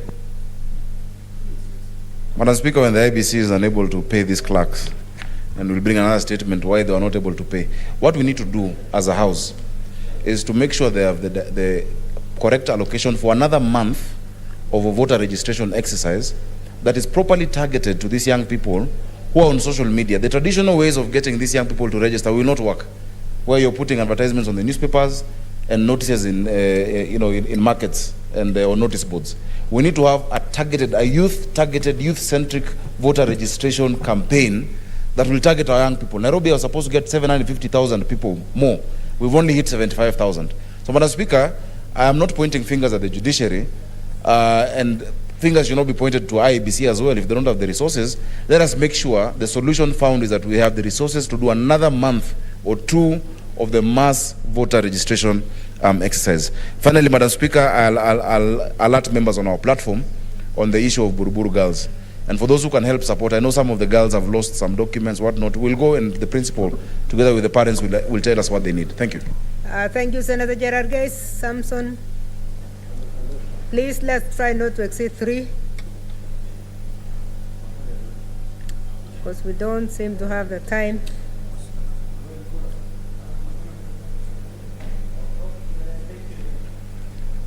Thank you, Madam Speaker. I think the ongoing schools unrest and incidences of fires across the nation has not, of course, Nandi, we have not reported so much, many incidences, but I've seen number of schools have gone on unrest, somewhere in Nandi Hills sub-county, among other areas in Nandi County. Madam Speaker, I think what we need to do as a country, I think it is the right time, apart from the peer pressure, and I want to ask the media to be cautious when they are reporting on these fire incidences across the country, because it looks like there is some peer pressure. When you see other counties, other schools are being burned down, maybe they get excited and they think by burning theirs, it appears to be cool. But I think, Madam Speaker, there is a lot of peer pressure. Number 2, Madam Speaker, I think as a country, and with the onset of CBC, Madam Speaker, it is the right time to reconsider the system of boarding schools across the nation, Madam Speaker. Our children are being in school, they have been in boarding, Madam Speaker, for 3 months or 4 months. With that kind of pressure within the same environment, Madam Speaker, it continues to give them unnecessary pressure, Madam Speaker. So we need to reconsider on the issue of boarding schools in this republic. Let us make all our schools to be day schools, Madam Speaker, and our children can come back in the evening so that we don't leave our children with the teachers and principals, Madam Speaker. Because most of us parents have abdicated our role and allowed the principals and teachers, given them unnecessary job description, because they are supposed to teach from 8 a.m. to 5 p.m., Madam Speaker. Yet you demand that teacher on duty to be on duty throughout the night, Madam Speaker. Finally, Madam Speaker, is also the issue of academic performance, Madam Speaker. Most of the students, according to research, that start most of the fire incidences and indiscipline, Madam Speaker, is because most of them do not perform very good in school, and therefore they are given pressure by the school administrators that they must perform. And most of the students are not of similar capacities, Madam Speaker. So we must agree that the pressure that the schools, and you heard what Buruburu girls' parents said yesterday on the news, that even it was reported to the principal, and the principal said Chomeni. So how should we handle? I think we need more guidance and counseling centers to be more student-friendly, so that when such incident has to be happen, Madam Speaker, they must be nipped at the bud. I thank you, Madam Speaker. Thank you, Senator Kachwang Moses. Madam Speaker, I want to start with a statement on the fires, and I wish to send my prayers and apologies to the children who are in hospital. Madam Speaker, Achebe in Things Fall Apart told us that when the mother cow is chewing grass, the calf watches. What our children are doing is a reflection of what the parents and adults are doing. When we are full of impunity, violating COVID protocols, insulting each other on public platform, our children are going to follow suit. We must also make a good example instead of every time condemning our children, and yet we did not live up to the expectations that is expected of parents. And Madam Speaker, through subsequent legislation, we have stripped our teachers of all authority. Nowadays, teachers cannot even discipline children in schools as it was in the past. These are things that we need to look at, even as we blame the young children of running astray. On the statement on IBC, Madam Speaker, in today's world, young people can order food online. They can book tickets online. They can attend church online. They attend weddings online. They attend funerals online. They attend school online. They graduate online, Madam Speaker. Why should we be telling these people to go to their local villages, to the chief's camp, to take voters' cards as if they are going for a COVID vaccination? Madam Speaker, I want to urge the legal committee of this House to quickly do an audit of the IBC and its readiness for the next election, because we have got a trinity of evil, Madam Speaker. We've got someone in charge of the data of this country, a data commissioner, someone in charge of transmission, someone in charge of the elections management board, and those three people were part of the discredited election that almost drove this country into an abyss. Madam Speaker, there are those who have said even if Oburu Odinga was chairman of IBC, it should not be a problem. But I want to tell you, election is a reason why Kenyans kill each other. We are not killing each other now because of curfew, but at election time, it will be brother against brother, tribe against tribe. We must get it right. And Madam Speaker, I hope these statements will call for a bigger audit of regulations, preparation, procurement, and all those things that can ensure and assure Kenyans of a free and fair election. Thank you, Senator Kitua Nguki Isaac. Thank you, Madam Speaker. Madam Speaker, on the issue of fire, I think we have a great problem. It is true that I am not a parent, but I have a brother, and I have some sisters, and I've also been a student, and not yet. Thank you, Sakaja. But I want to say, Madam Speaker, I think we are dealing with the issue of hardware and not the software. I think whatever we're experiencing in our country, not only in schools, but everywhere in this country, is as a result of how we are raising our kids. Madam Speaker, I remember when I was growing up, when my dad and mom said no, it meant a no, no matter what you did. But nowadays, I think the kind of children that we are raising them in a manner to tell them that you can do anything and you can access anything and you can get anything that you want, regardless whether it is correct or not correct. Again, Madam Speaker, on the second statement about IEBC, I was affected by the 2007 post-election violence, and the main reason was how the election were conducted. Madam Speaker, as my senior Senator Kajwang has said, we are living in an era of technology. We need IEBC to stop doing the same things that they have been doing. They must also up their game. And the one of the issues that they must up their game on is the issue of communication. We need them to continue communicating and updating us on each and every step that they are making and their preparedness towards 2022 election. Thank you, Madam Speaker. Thank you, Senator Inima. 3 minutes, please, Max. Thank you, Honorable Speaker. Just briefly to touch on the two issues. When it comes to the issue of IBC... There is an intervention from Senator Wambua. Thank you, Madam Speaker. This will help the senators that are contributing to that statement on the unrest in schools. I've just seen information from the ministry that they have now agreed that secondary schools will have to break for midterm on Friday, November 19th, and resume on Tuesday, November 23rd, to deal with this unrest in schools. It's a good step, I think. Thank you, Madam Speaker. Wow, okay. Senator Inima.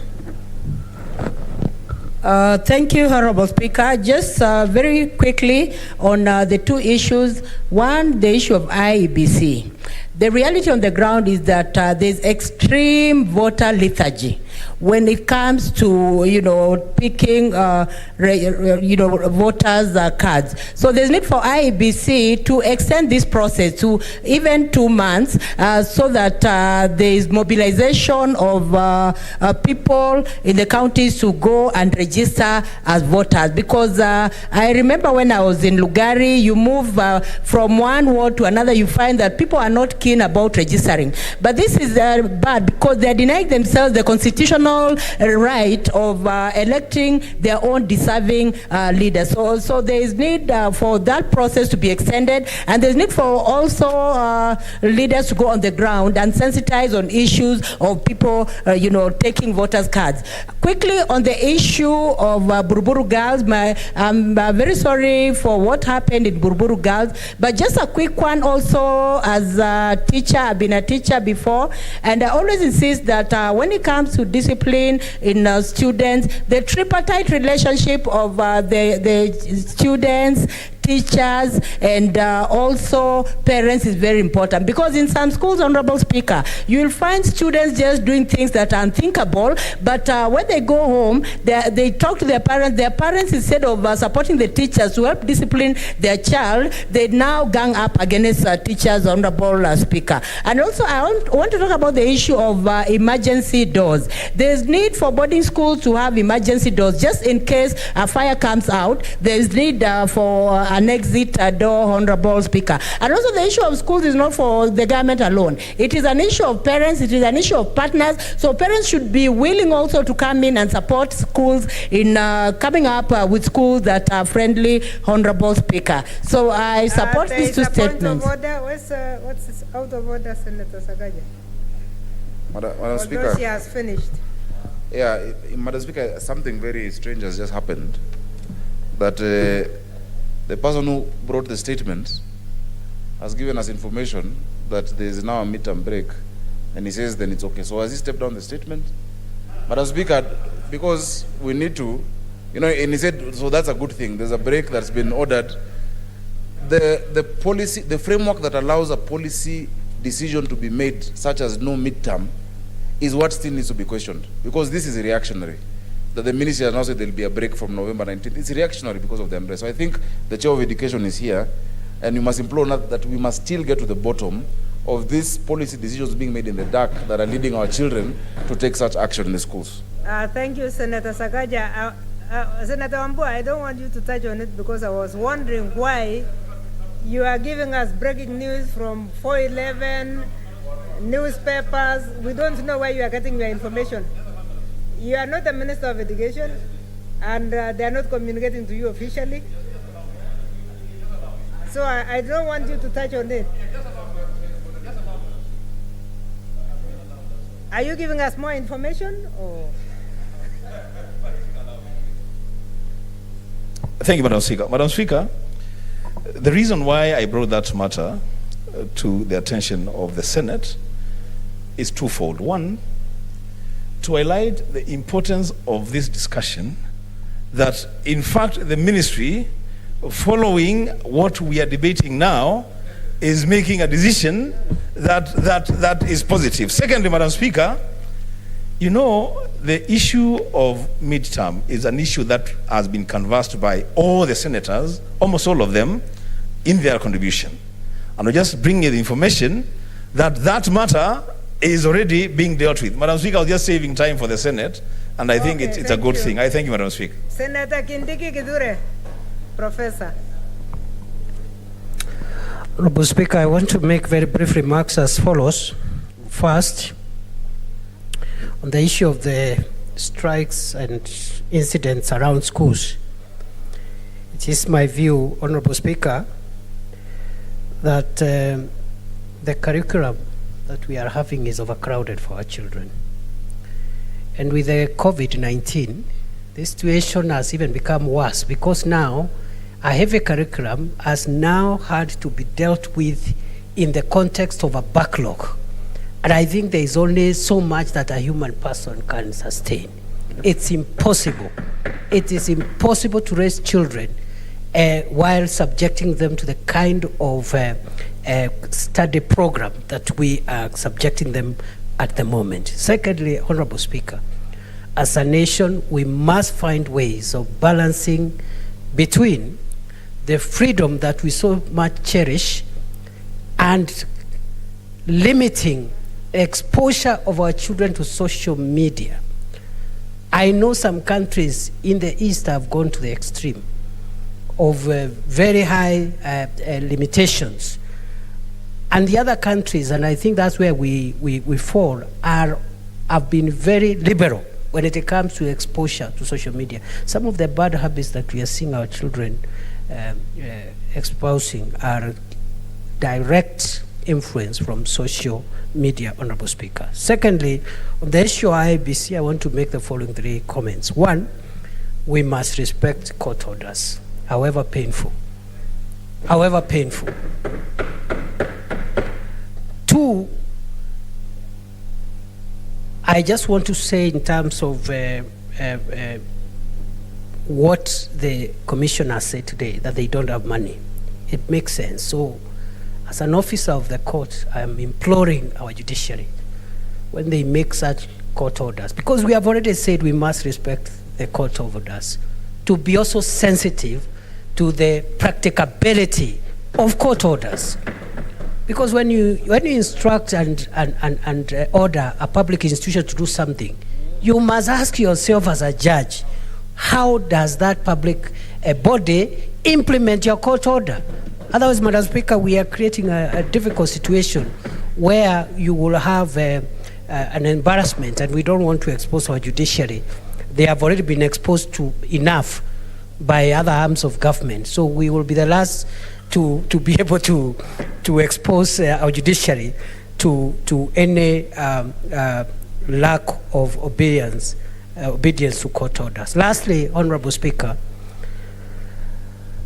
with regard to the preparedness of the Commission to the general election, they are trying their best. We wish them well. Although I know they have also made Kenya elections extremely expensive. And up to now, they have not explained to Kenyans, at least to me satisfactorily, why the cost of elections per capita in this country is 10 times, the next expensive system. In other words, our elections are among the most expensive in the world, and no particular reason has been given convincingly. Finally, Honorable Speaker, I request, as a country, we must remove politics from the conduct of elections if we have to sustain our democracy. And therefore, cabinet ministers who are lecturing us, yet they are partisan and they are promoting a particular political candidate, must step down from the multi-agency team, because espousing government policy, which is enshrined in the law for a minister of national government or a minister of a county government, does not include campaigning for a candidate for the next election. Thank you, Senator. Finally, the chair of the committee, and I give you only 2 minutes to accept the direction. Yeah. Yes, what's your point of order?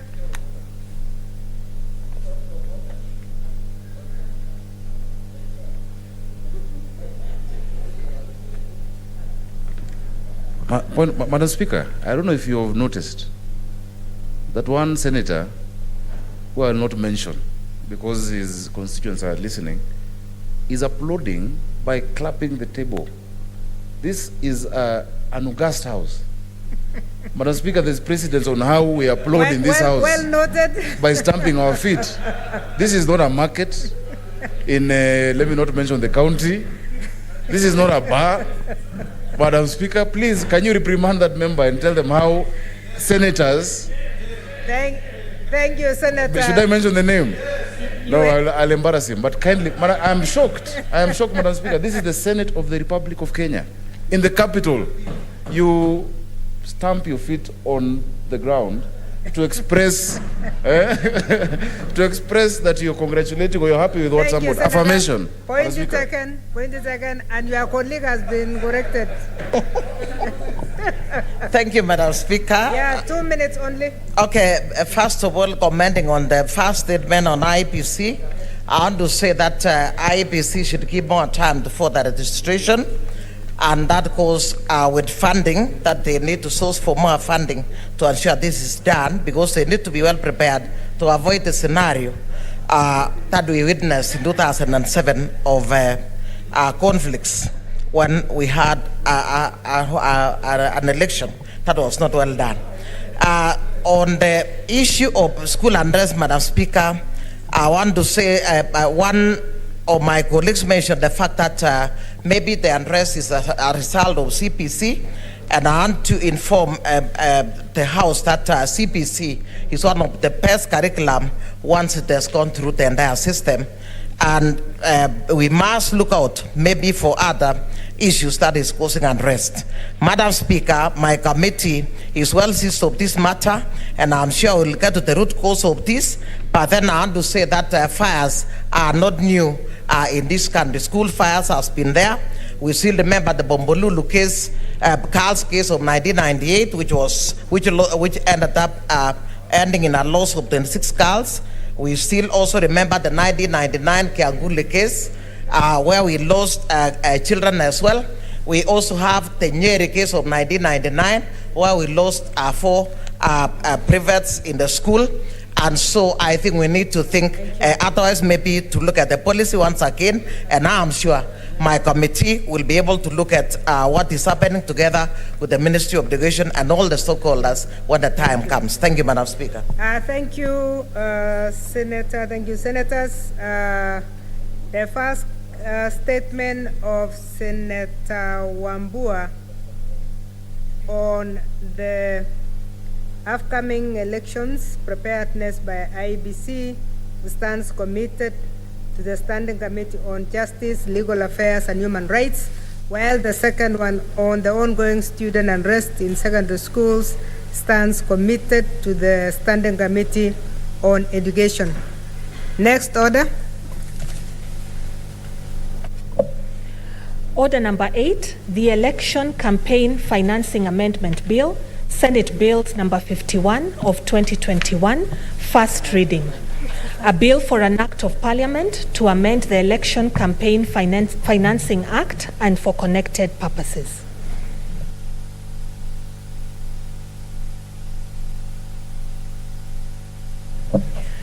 Next order.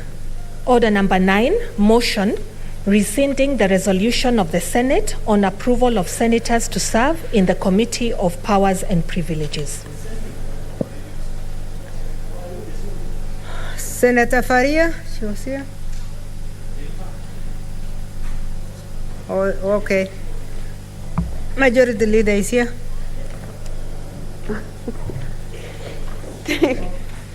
Thank you. Thank you, Madam Speaker. Madam Speaker, I wish to move the motion. To move the motion that reads rescinding the resolution of the Senate on approval of the senators to serve in the Committee of the Powers and Privileges, that pursuant to Standing Order 58-2, the Senate rescinds its resolution made on Thursday, 16 September 2021, on the approval of senators to serve in the Committee of Powers and Privileges. Madam Speaker, I don't want to take a lot of time on this, and this is the decision of the House and also House Business Committee. I therefore move the motion and request Senator Milgo to second.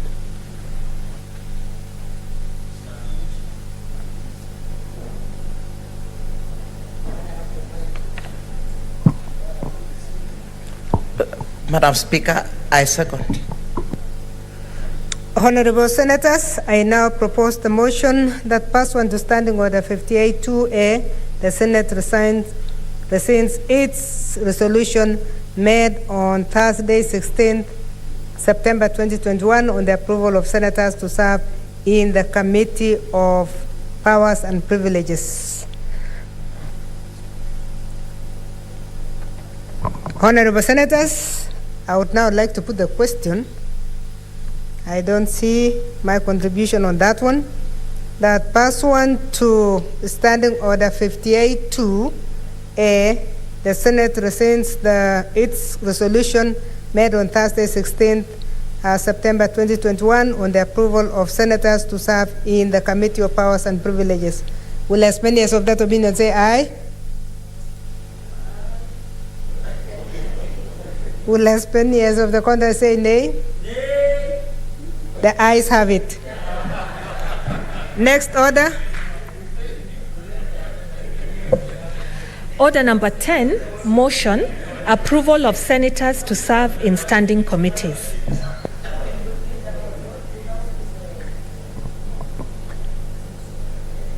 Leader of majority. Thank you, Madam Speaker. I wish to move the motion that approves senators to serve in the standing committee.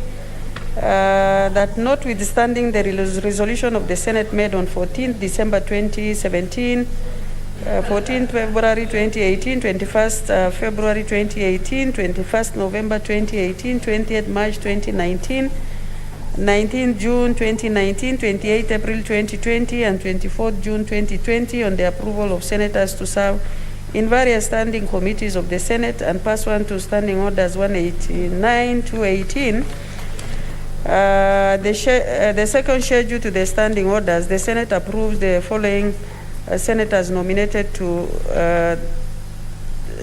nominated by the Senate Business Committee to serve in the Standing Committee of the Senate as follows. Number 1, Standing Committee on Energy, Senator Haji Abdul Mohamed MP to serve as a member. Number 2, Standing Committee on Justice, Legal Affairs and Human Rights, Senator Isaac Ngugi Githua MP to serve as a member.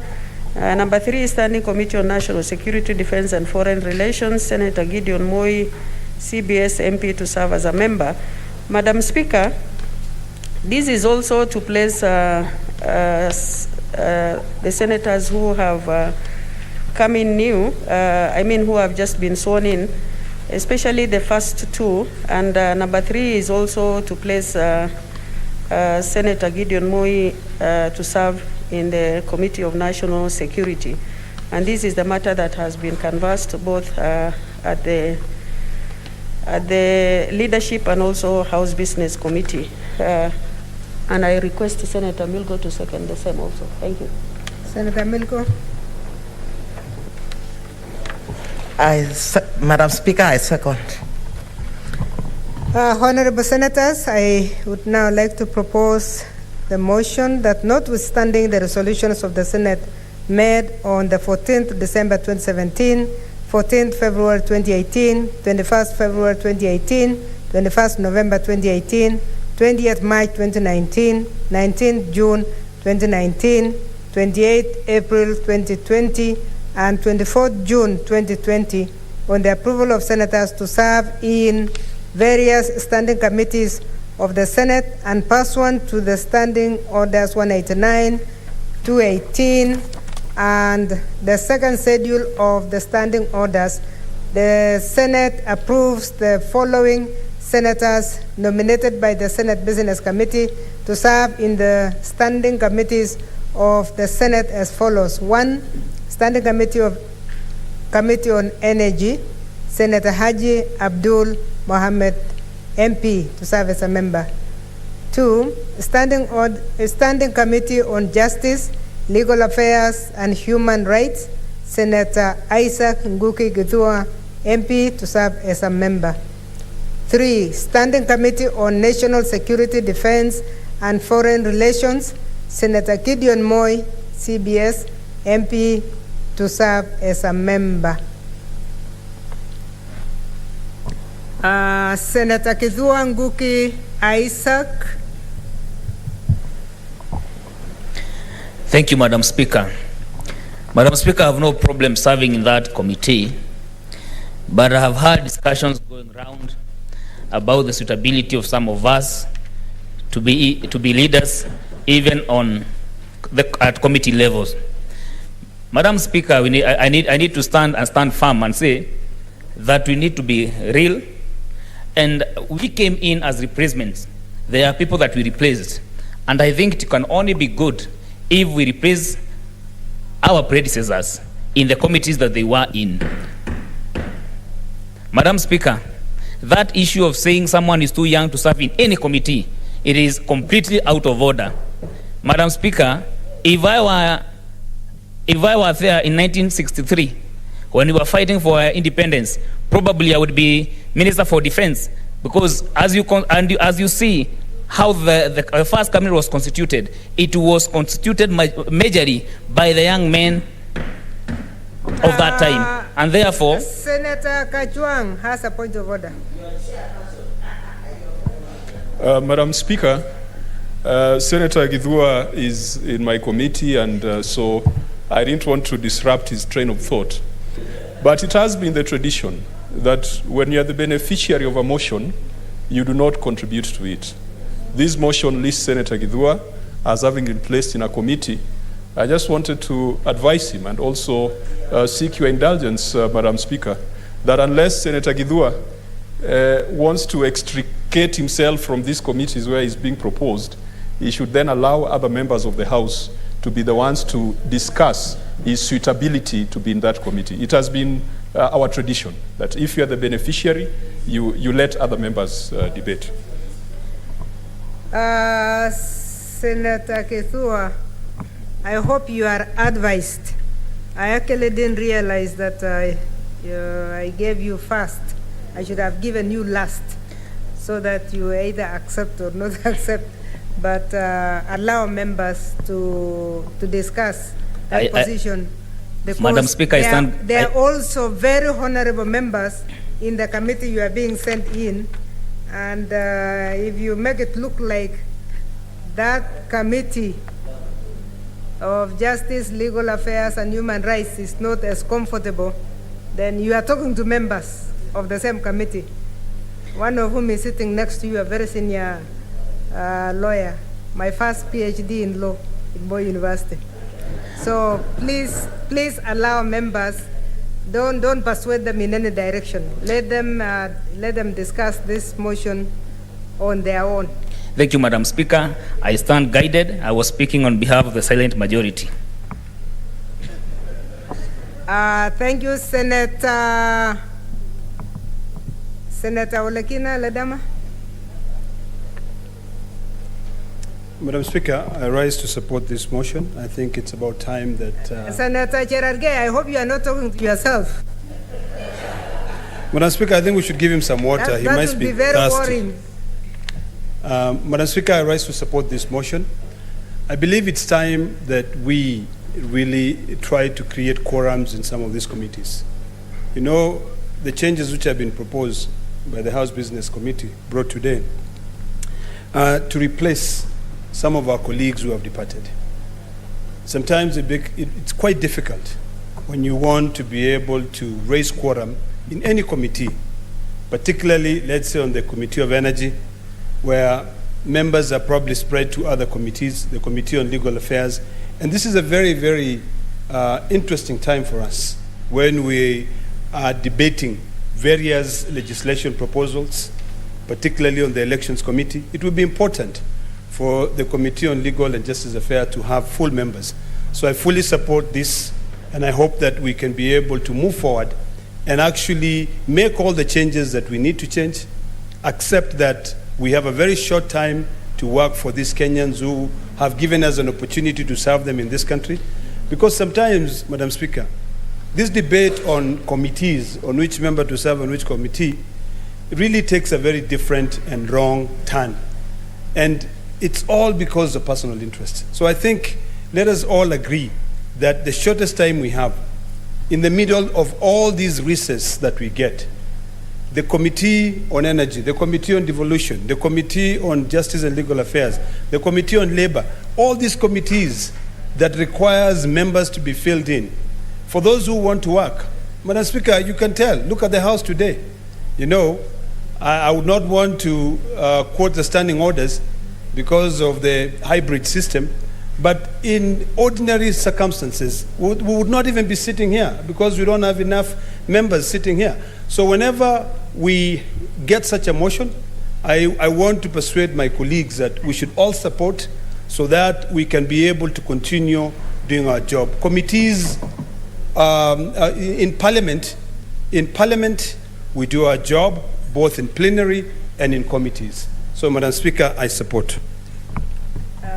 Thank you, Senator. Senator Gerard Gay, Samson Gibrotich. Madam Speaker, I oppose this motion on various reasons. One, you gave us a break like 2-3 weeks ago. We did a Kamkunji. We agreed on draft of reasoning, and the meeting of Kamkunji was chaired by the minority and majority leader.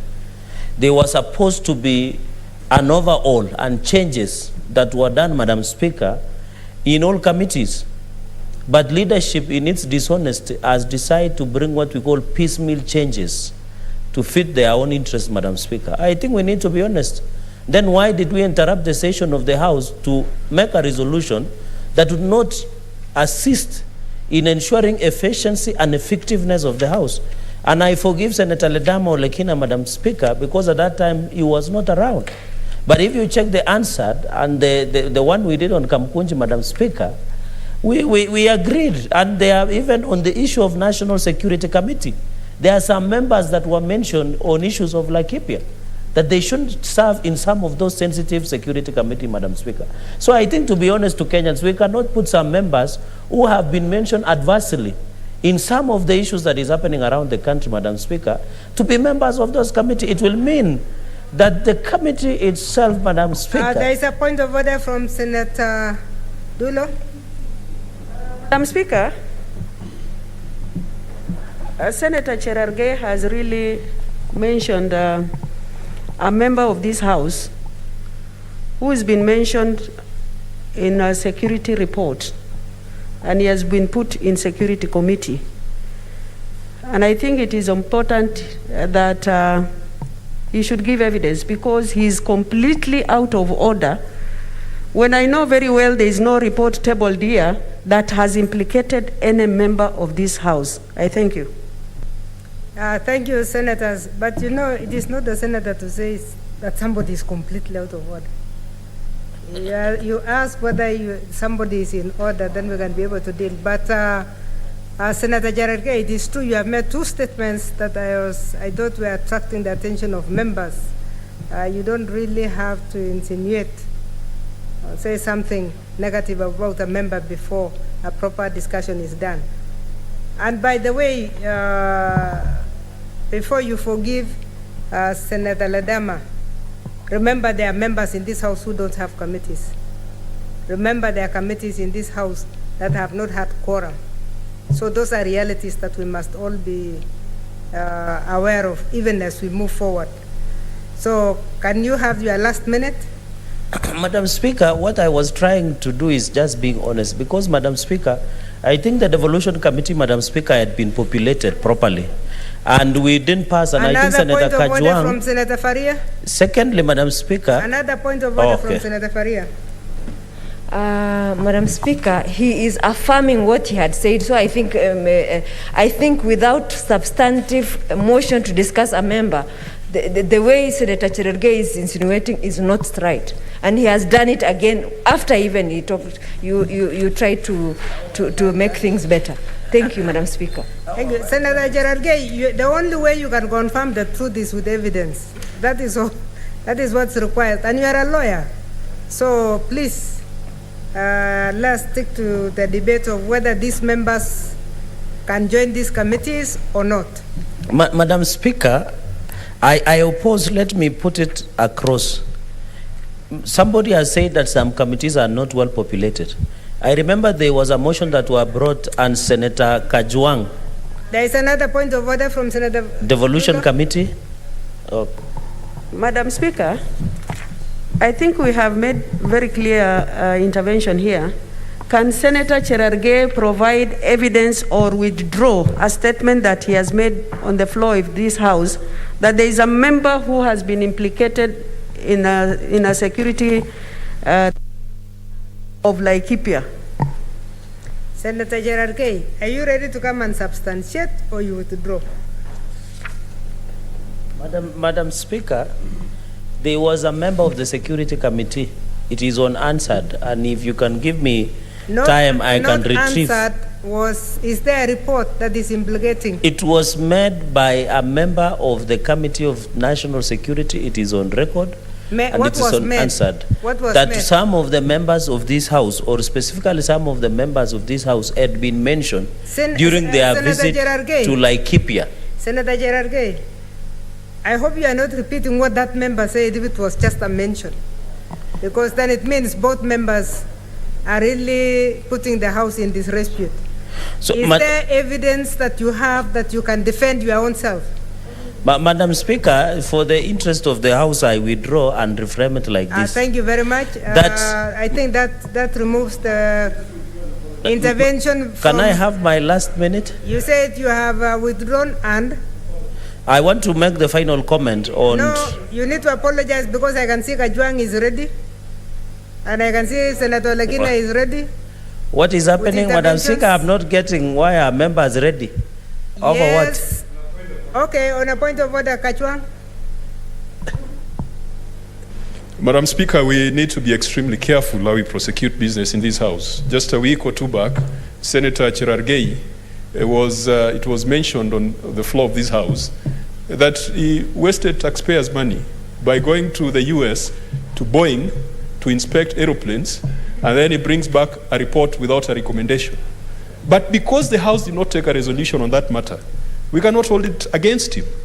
And so, Madam Speaker, it cannot be that if a member said something on the floor of this House, taking advantage of parliamentary privilege, that can be taken as a resolution. And so, Madam Speaker, is Senator Cherargei really in order? As you have already advised him, that he cannot refer to banter in the House, because if we are going to rely on banter, Madam Speaker, we should be asking the ESCC to investigate Senator Cherargei for going to Boeing to inspect aeroplanes. Senator Madam Chang, Speaker. he has withdrawn. What he has not done, again, according to our standing orders, is to withdraw and apologize. Yeah, he has apologized already.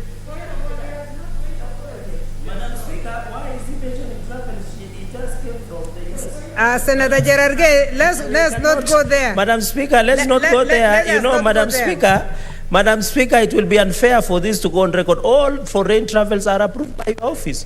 Exactly. Does it mean Senator Kajwang, who just come back from the US using taxpayers' money, and yet he's here to table and report, mean that he's casting aspersion to your office by approving his trip to the US? Why is he bringing political gossip before the House? Senator Gerard Gay. Does he cast aspersions to your office? Because all travels, both local and international, are approved by your office.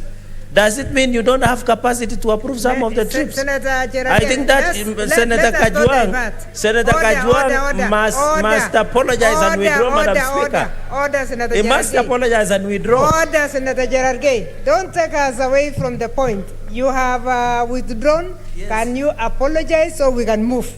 Because we have only 3 minutes to finish this. Which part? Madam Speaker, I apologize to leadership.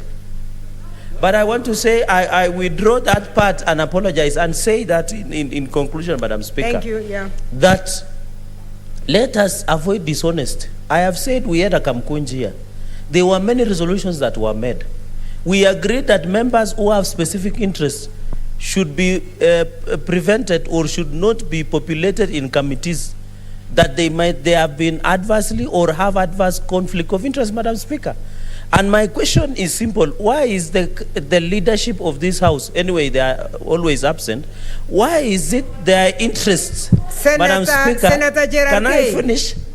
Senator Gerard Gay, I had only 30 seconds, Madam Speaker. No, you had withdrawn, you have apologized, now you are taking us back because we are saying we are not discussing that unless you are coming with evidence. If the leadership did not receive any evidence, then they don't have any reason why Madam they should Speaker, not. I thought I was sitting in that Kamkunji. You gave us a break and it can be checked. Senator Gerard Gay. Order, Senator Gerard Gay. The Kamukunji made the decisions they made. If you have any evidence against how the leadership moved forward, you need to bring it here.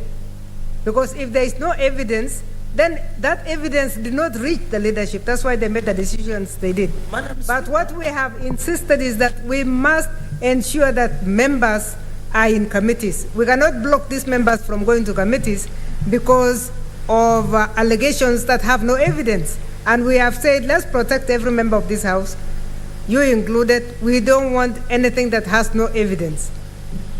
I think we are done. Your minute is over. Senator Haji Faria Ali. Can I conclude? I oppose. Thank you. Yes.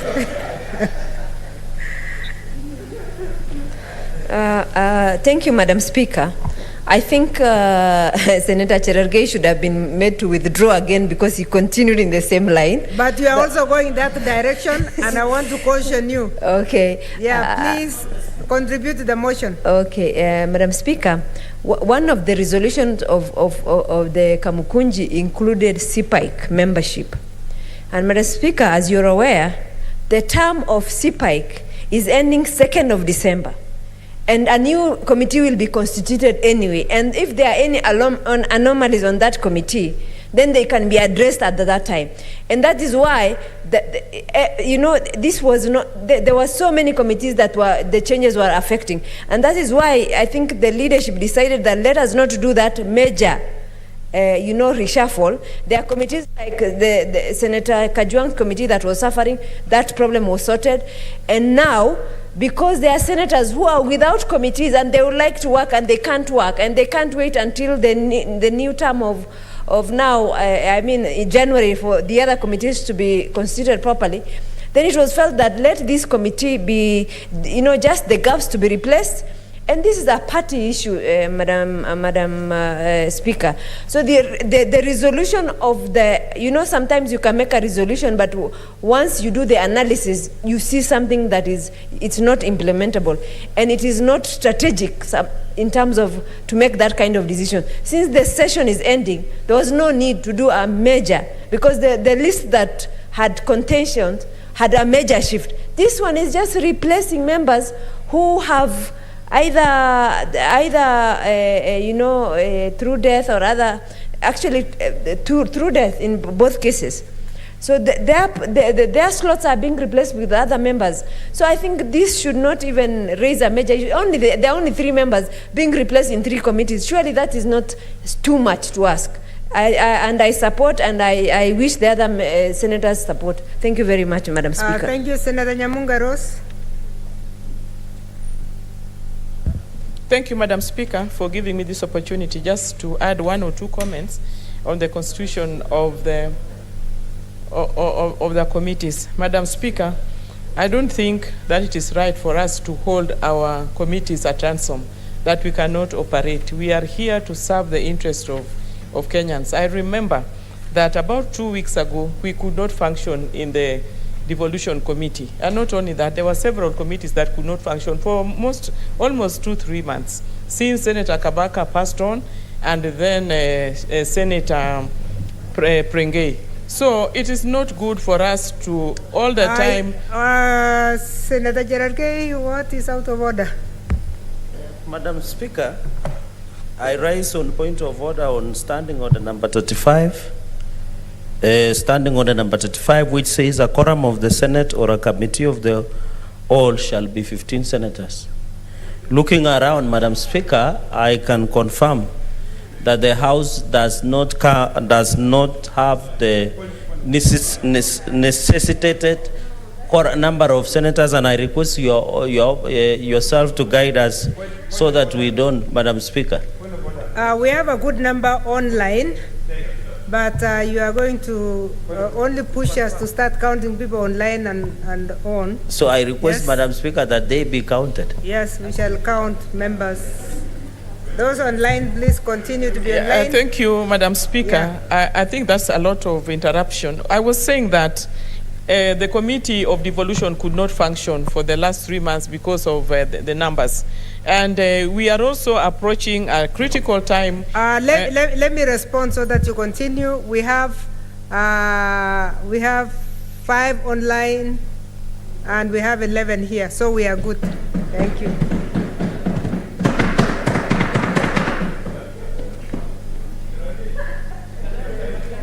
Yeah, please allow us. Yeah, Madam Speaker, I'm just concluding my the few points that I wanted to make. I think we should be more serious. We are almost coming to the end of this 12th Parliament, and it's unfortunate that so many things are pending.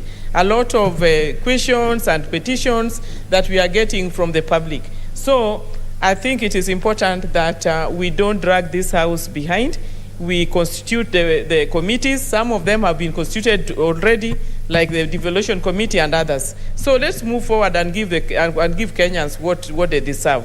So I support this, and also I would like to tell a few of our members that wherever you are placed, it doesn't matter. You are competent enough to to serve in any committee. So whatever it is, you just need maybe 1 or 2 sittings for anybody to understand what's going on in the respective committees. So it is unfortunate for anybody to decline some of these placements, but it's important that we accept and move on so that we give a proper service to our people. I thank you, Madam Speaker, and I support the constitution of the committees. Thank you. Thank you, honorable senators. May I now propose the question,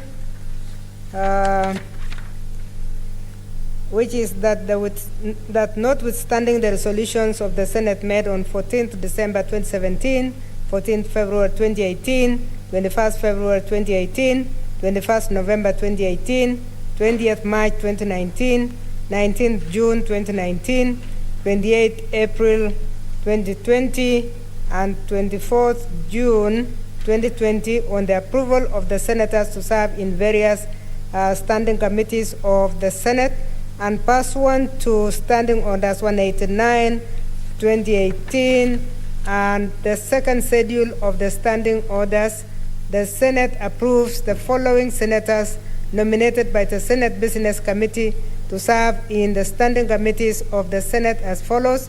1. Standing Committee on Energy, Senator Haji Abdul Mohammed MP to serve as a member.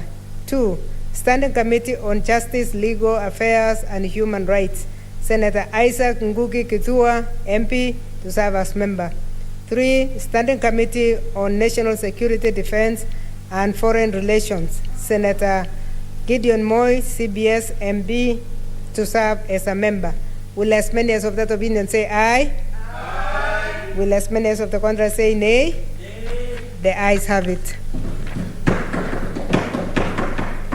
Next order. Order number 11, motion, adoption of the report of the Standing Committee on Finance and Budget on the status of Kenya's stock of public debt.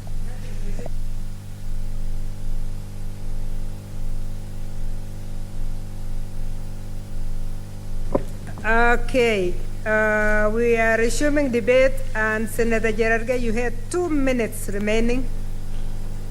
2 minutes, adoption of the report of Standing Committee on Finance and Budget.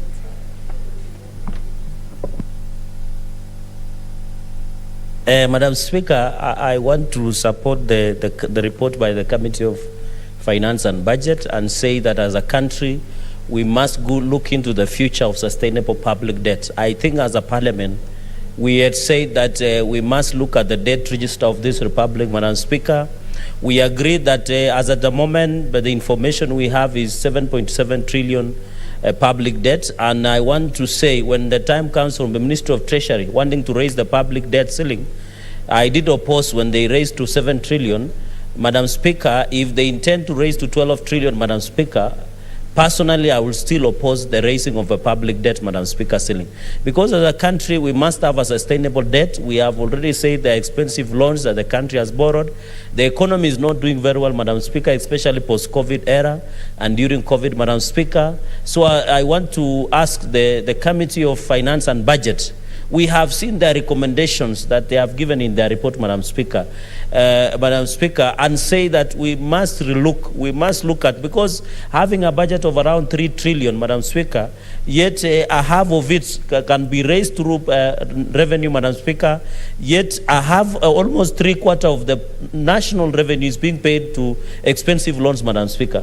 And you remember even the media had asked the President then to provide evidence that the ownership of Mombasa Port is not with the Chinese as a collateral, Madam Speaker. So I think going into the future, we must agree how many national assets, as I conclude, If the Chinese loans, for example, and other World Bank structural adjustment programs, how many of our national assets, like Jomo Kenyatta International Airport, the LAPSET project, the Mombasa port, how many of those national assets are with our debtors, are with the Chinese loans, are with other loans, World Bank, and other structural adjusted programs, Madam Speaker? Finally, Madam Speaker, the country should not allow itself to use what we had in early 90s through World Bank called structural adjust programs.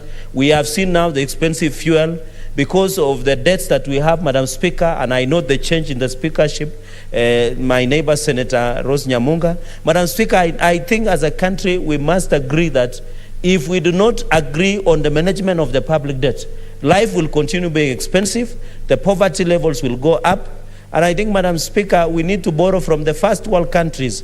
And it is good people like Ladama or Lakina have been in the countries that are first world, and they should be able to assist the government in terms of managing the public debt.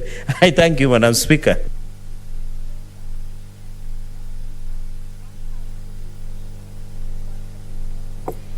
Senator Professor Kindiki Githure.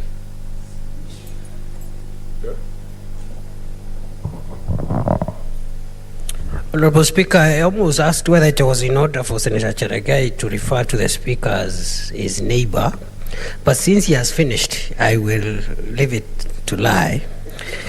Honorable Speaker, the stockpiling of debt is a matter of grave national concern. And at the moment, the total debt in this country remains unclear, and the executive continues to deny that they have mortgaged the country and that the debt is not sustainable. Honorable Speaker, at 70% of GDP, Kenya's debt is not sustainable, and I'll explain why. It is not sustainable because I know in many countries the level of debt is quite high compared to GDP. For example, the United States of America is about 110%. In Singapore, it's about 165%.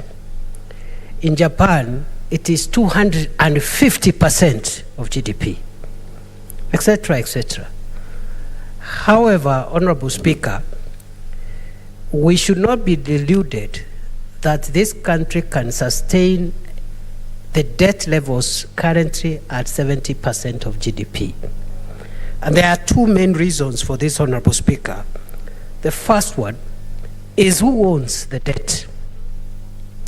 While the countries I've cited, the debt is owned by locals. Our debt, most of it is owned by foreigners. In terms of foreign nations, and also, while in these countries most of those debts have concessionary or minimal interest or nominal interest rates, our debts, much of our debt portfolio is not only owned by foreigners, but is at commercial as opposed to concessionary interest rates. So, for example, in Japan, 95% of the debt of that country is owned by Japanese, either Japanese companies or wealthy, high net worth individuals, mainly elderly people who are not in a hurry to keep on investing here and there, and who do not want a risk-averse investment. So they are not going to demand for, they are not going to call the debt anytime soon, because most of that debt is owned by Japanese families in perpetuity. But in this country, on the contrary, most of the debt is owned by foreign nationals and foreign corporations, as I've said, and the interest rates are exorbitant.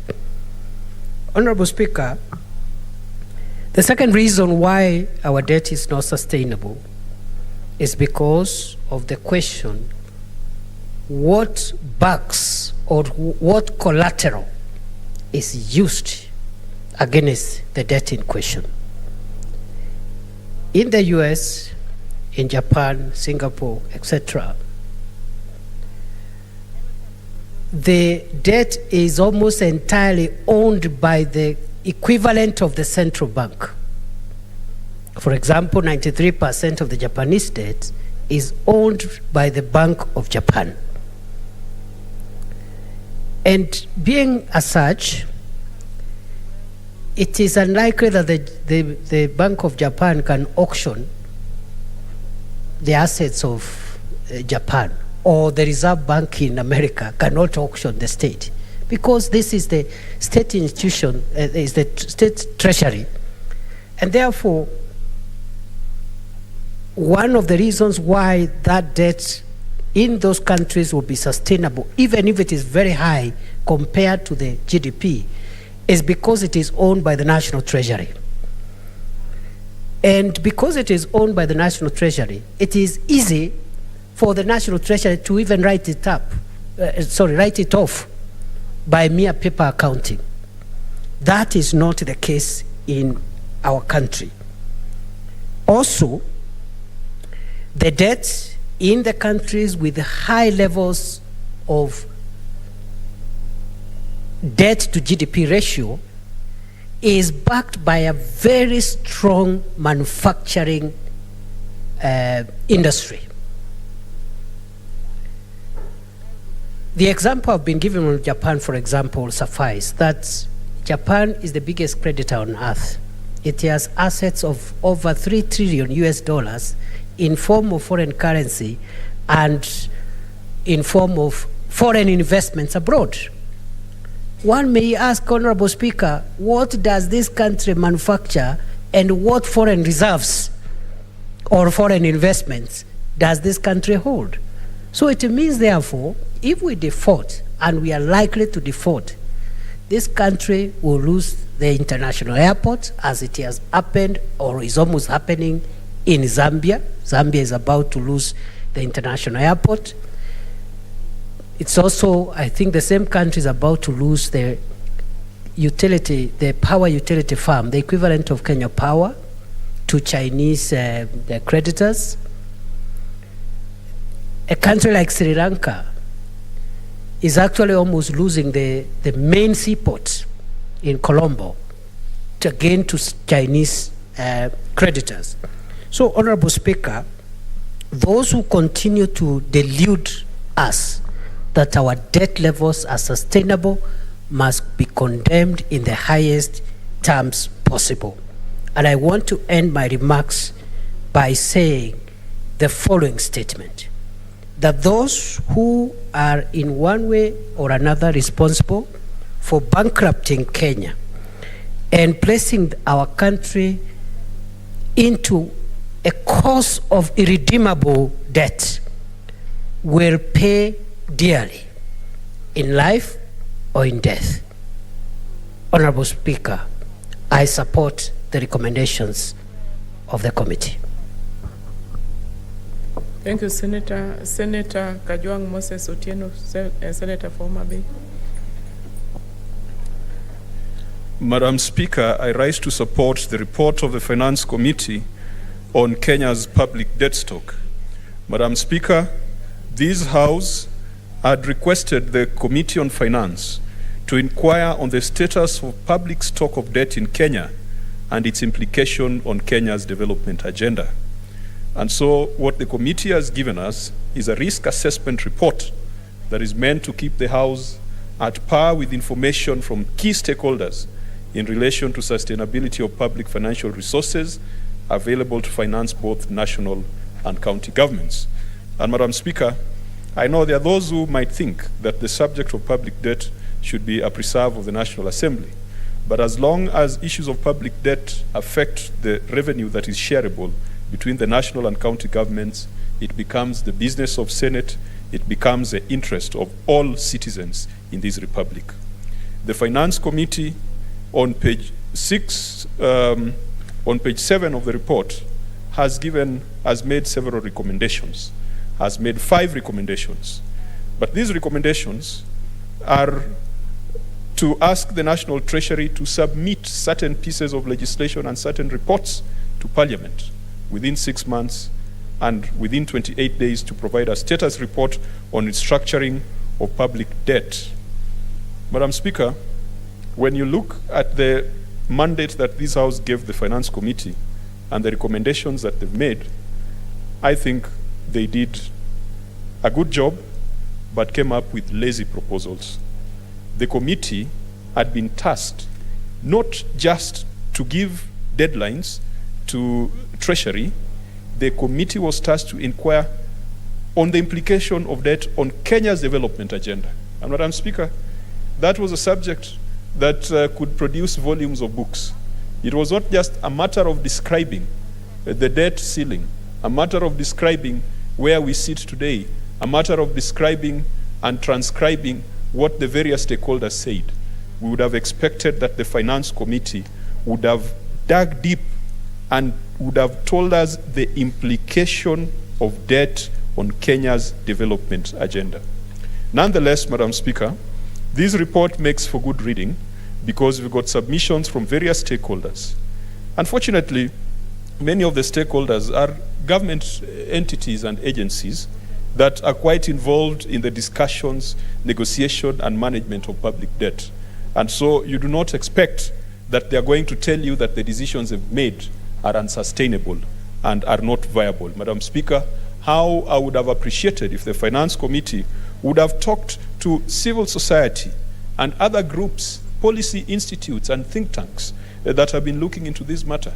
Madam Speaker, we established the Kenya Institute of Public Policy and Research and Analysis. It is a statutory body established by an Act of Parliament with some very eminent persons. And yet, I have rarely seen a report of this House that is quoting what KIPRA has said. Why do we waste resources by setting up such a high-level public policy institute, and yet we do not want to benefit from it? If you're going to ask Treasury whether the debt is sustainable, definitely they will tell you the debt is sustainable because they're responsible for it. We would have expected people like KIPRA, people like Institute of Economic Affairs, and other civil society players to make an input. To that extent, Madam Speaker, I think that this report is not complete, and that's perhaps the reason why, as I said earlier, the recommendations are a bit lazy. We do not disagree that governments, that borrowing is a bad thing. Madam Speaker, even in our private matters, we all borrow. Because if you want to step from your position to a position of greater economic empowerment, you have to take some risks. And borrowing is one of those risks because you borrow with the hope that you're going to, like the parable of talents, do something with it so that it becomes bigger than what you had borrowed and you can pay back. And Madam Speaker, a few years ago when we took to the streets and when we were calling for transparency and disclosure on the Eurobond that the nation had taken, some of us were called names. In fact, there were insinuations, even by members in this House then, who were leading this House, that some of us had lost our marbles because they were asking why we were demonstrating outside on issues of Eurobond when we could have sorted that matter today. Madam Speaker, I'm happy that today there are few souls who have become Paul because they are now proclaiming a curse on those who have bankrupted this nation through borrowing of the Eurobond style. Madam Speaker, we went to the streets. We went to the central bank. And Madam Speaker, I see the former leader of majorities looking at me a bit suspiciously. I'm not referring to him, even though he just proclaimed a curse on those who have bankrupted this country.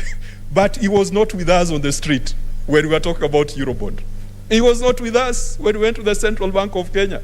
He was not with us when we were complaining that the Central Bank of Kenya gave us redacted bank account statements. He was not with us when we were complaining why the president had rejected a request by the Auditor General to go and audit the books of accounts of the Kenyan government and to confirm whether the Eurobond money came to Kenya. But, Madam Speaker, it is only a fool who does not change their minds. And on the Eurobond matter, it is captured in this report. Kenya borrowed to pay recurrent expenditure, and yet the PFM Act is clear that any borrowing should be geared towards development. And I'm glad that now we are having a candid conversation to see how we spent or we squandered the money.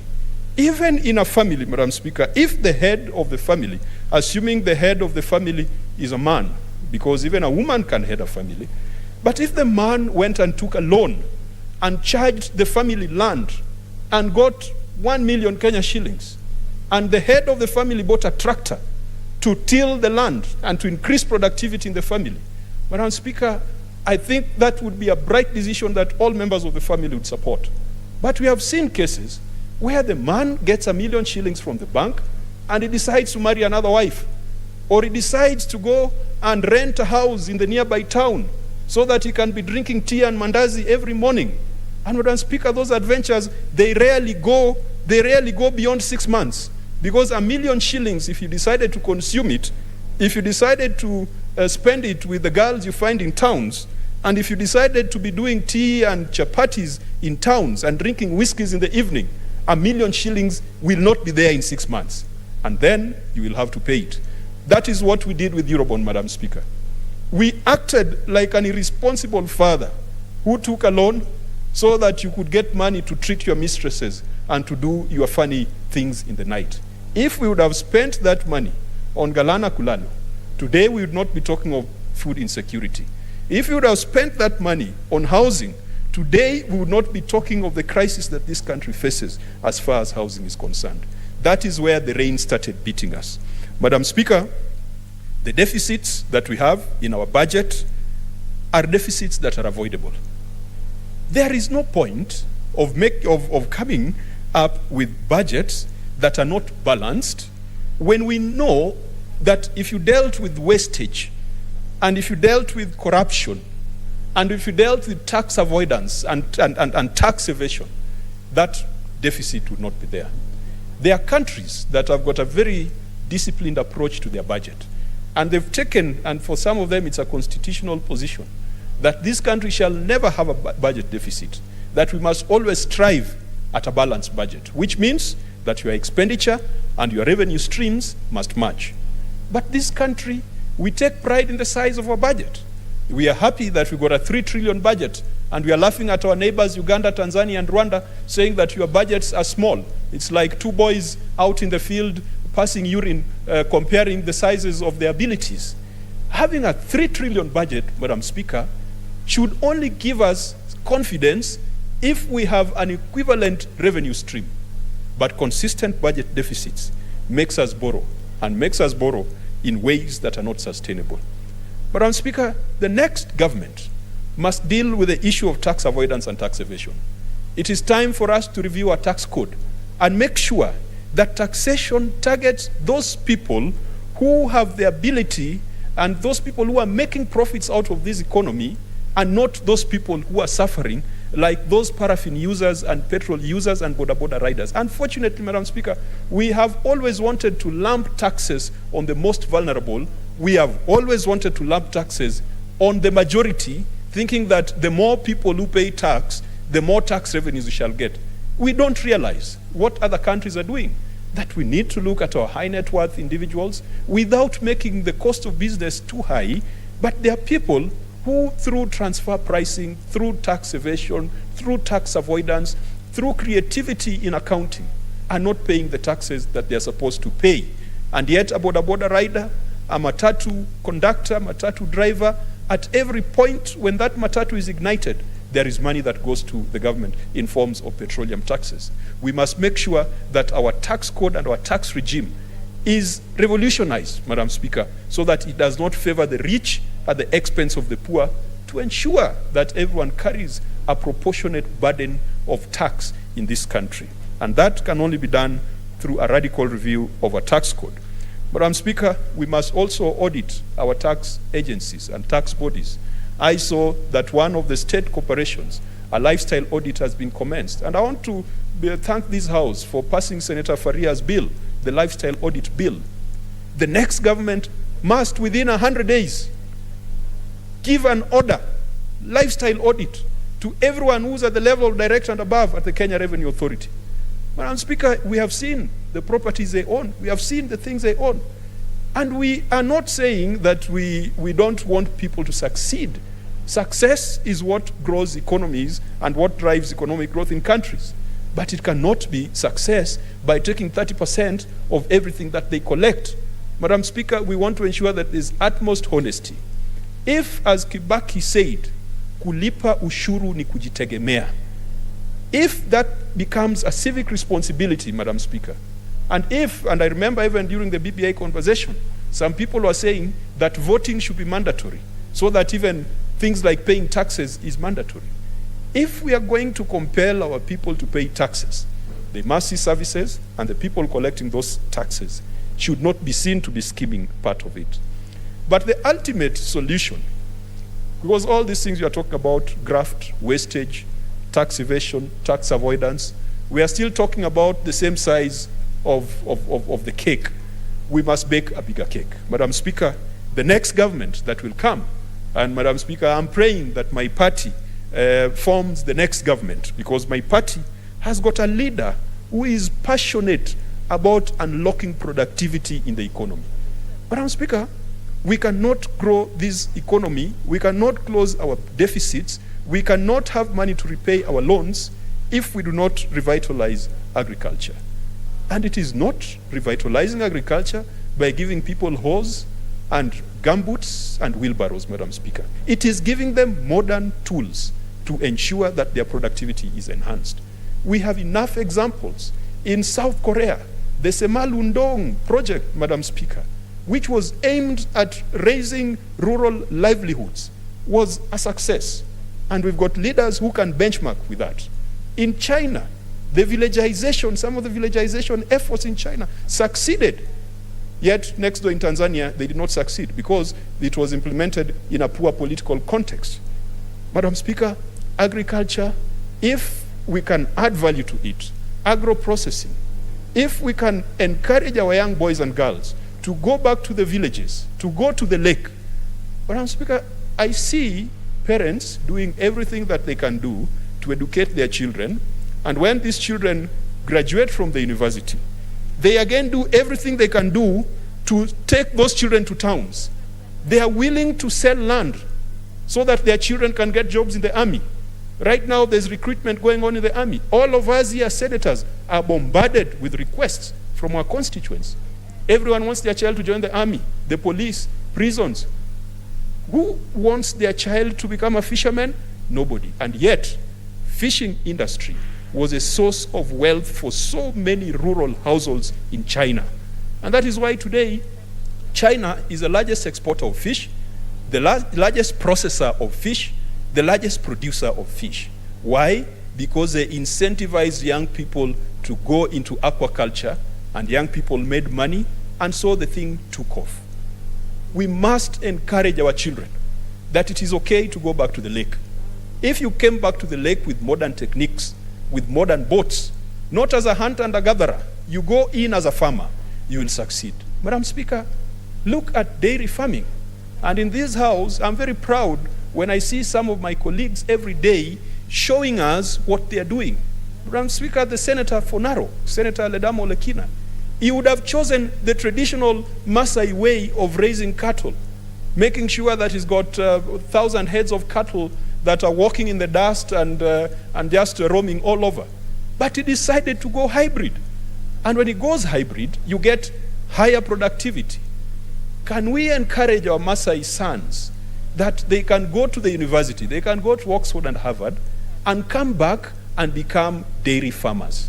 And not dairy farmers by roaming around the plains of Kisaju, they can become dairy farmers by going into high-value, hybrid production of milk and beef.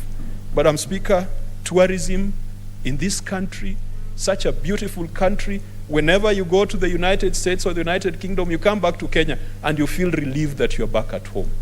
Why can't we ensure that we go beyond the tourism of harassing tourists to buy bangles and shukas on our beaches?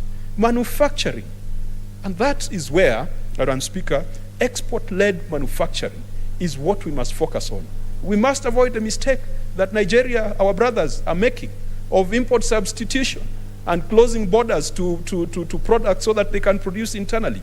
Yes, there must be a careful balance between protecting your local industries and ensuring that you've got a liberal market that can see to it that your goods are productive, your goods are competitive in local and international market. And Madam Speaker, I am glad that as a member of a political party, I have a political party leader who is running for president in 2022, who is passionate, who is knowledgeable, and who has told us time and time again that his focus will be to unlock the productivity of the economy so that we can bridge our budget deficits, so that we can have money to pay back our debts, and so that in future we do not subject future generations to misery, we do not subject them to bankruptcy, as Professor Kindiki had said.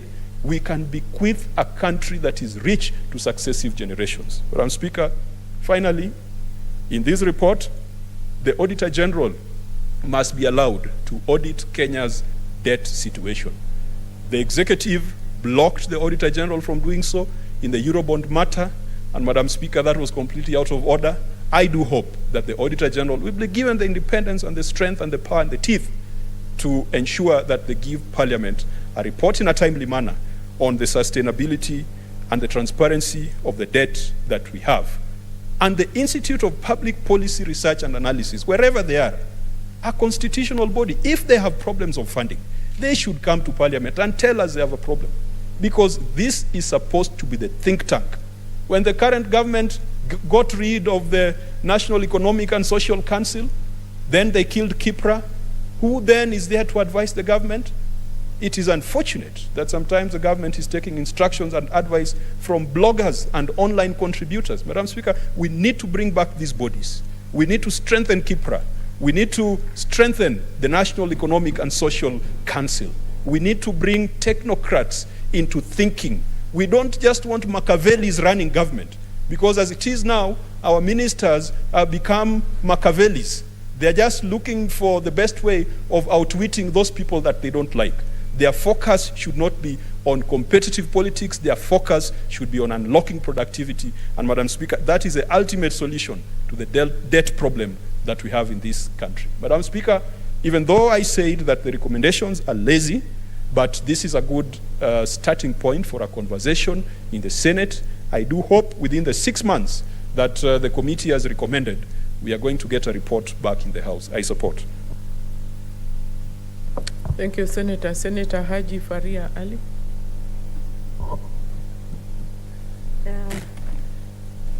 Thank you, Madam Speaker, for giving me opportunity to also contribute to this report.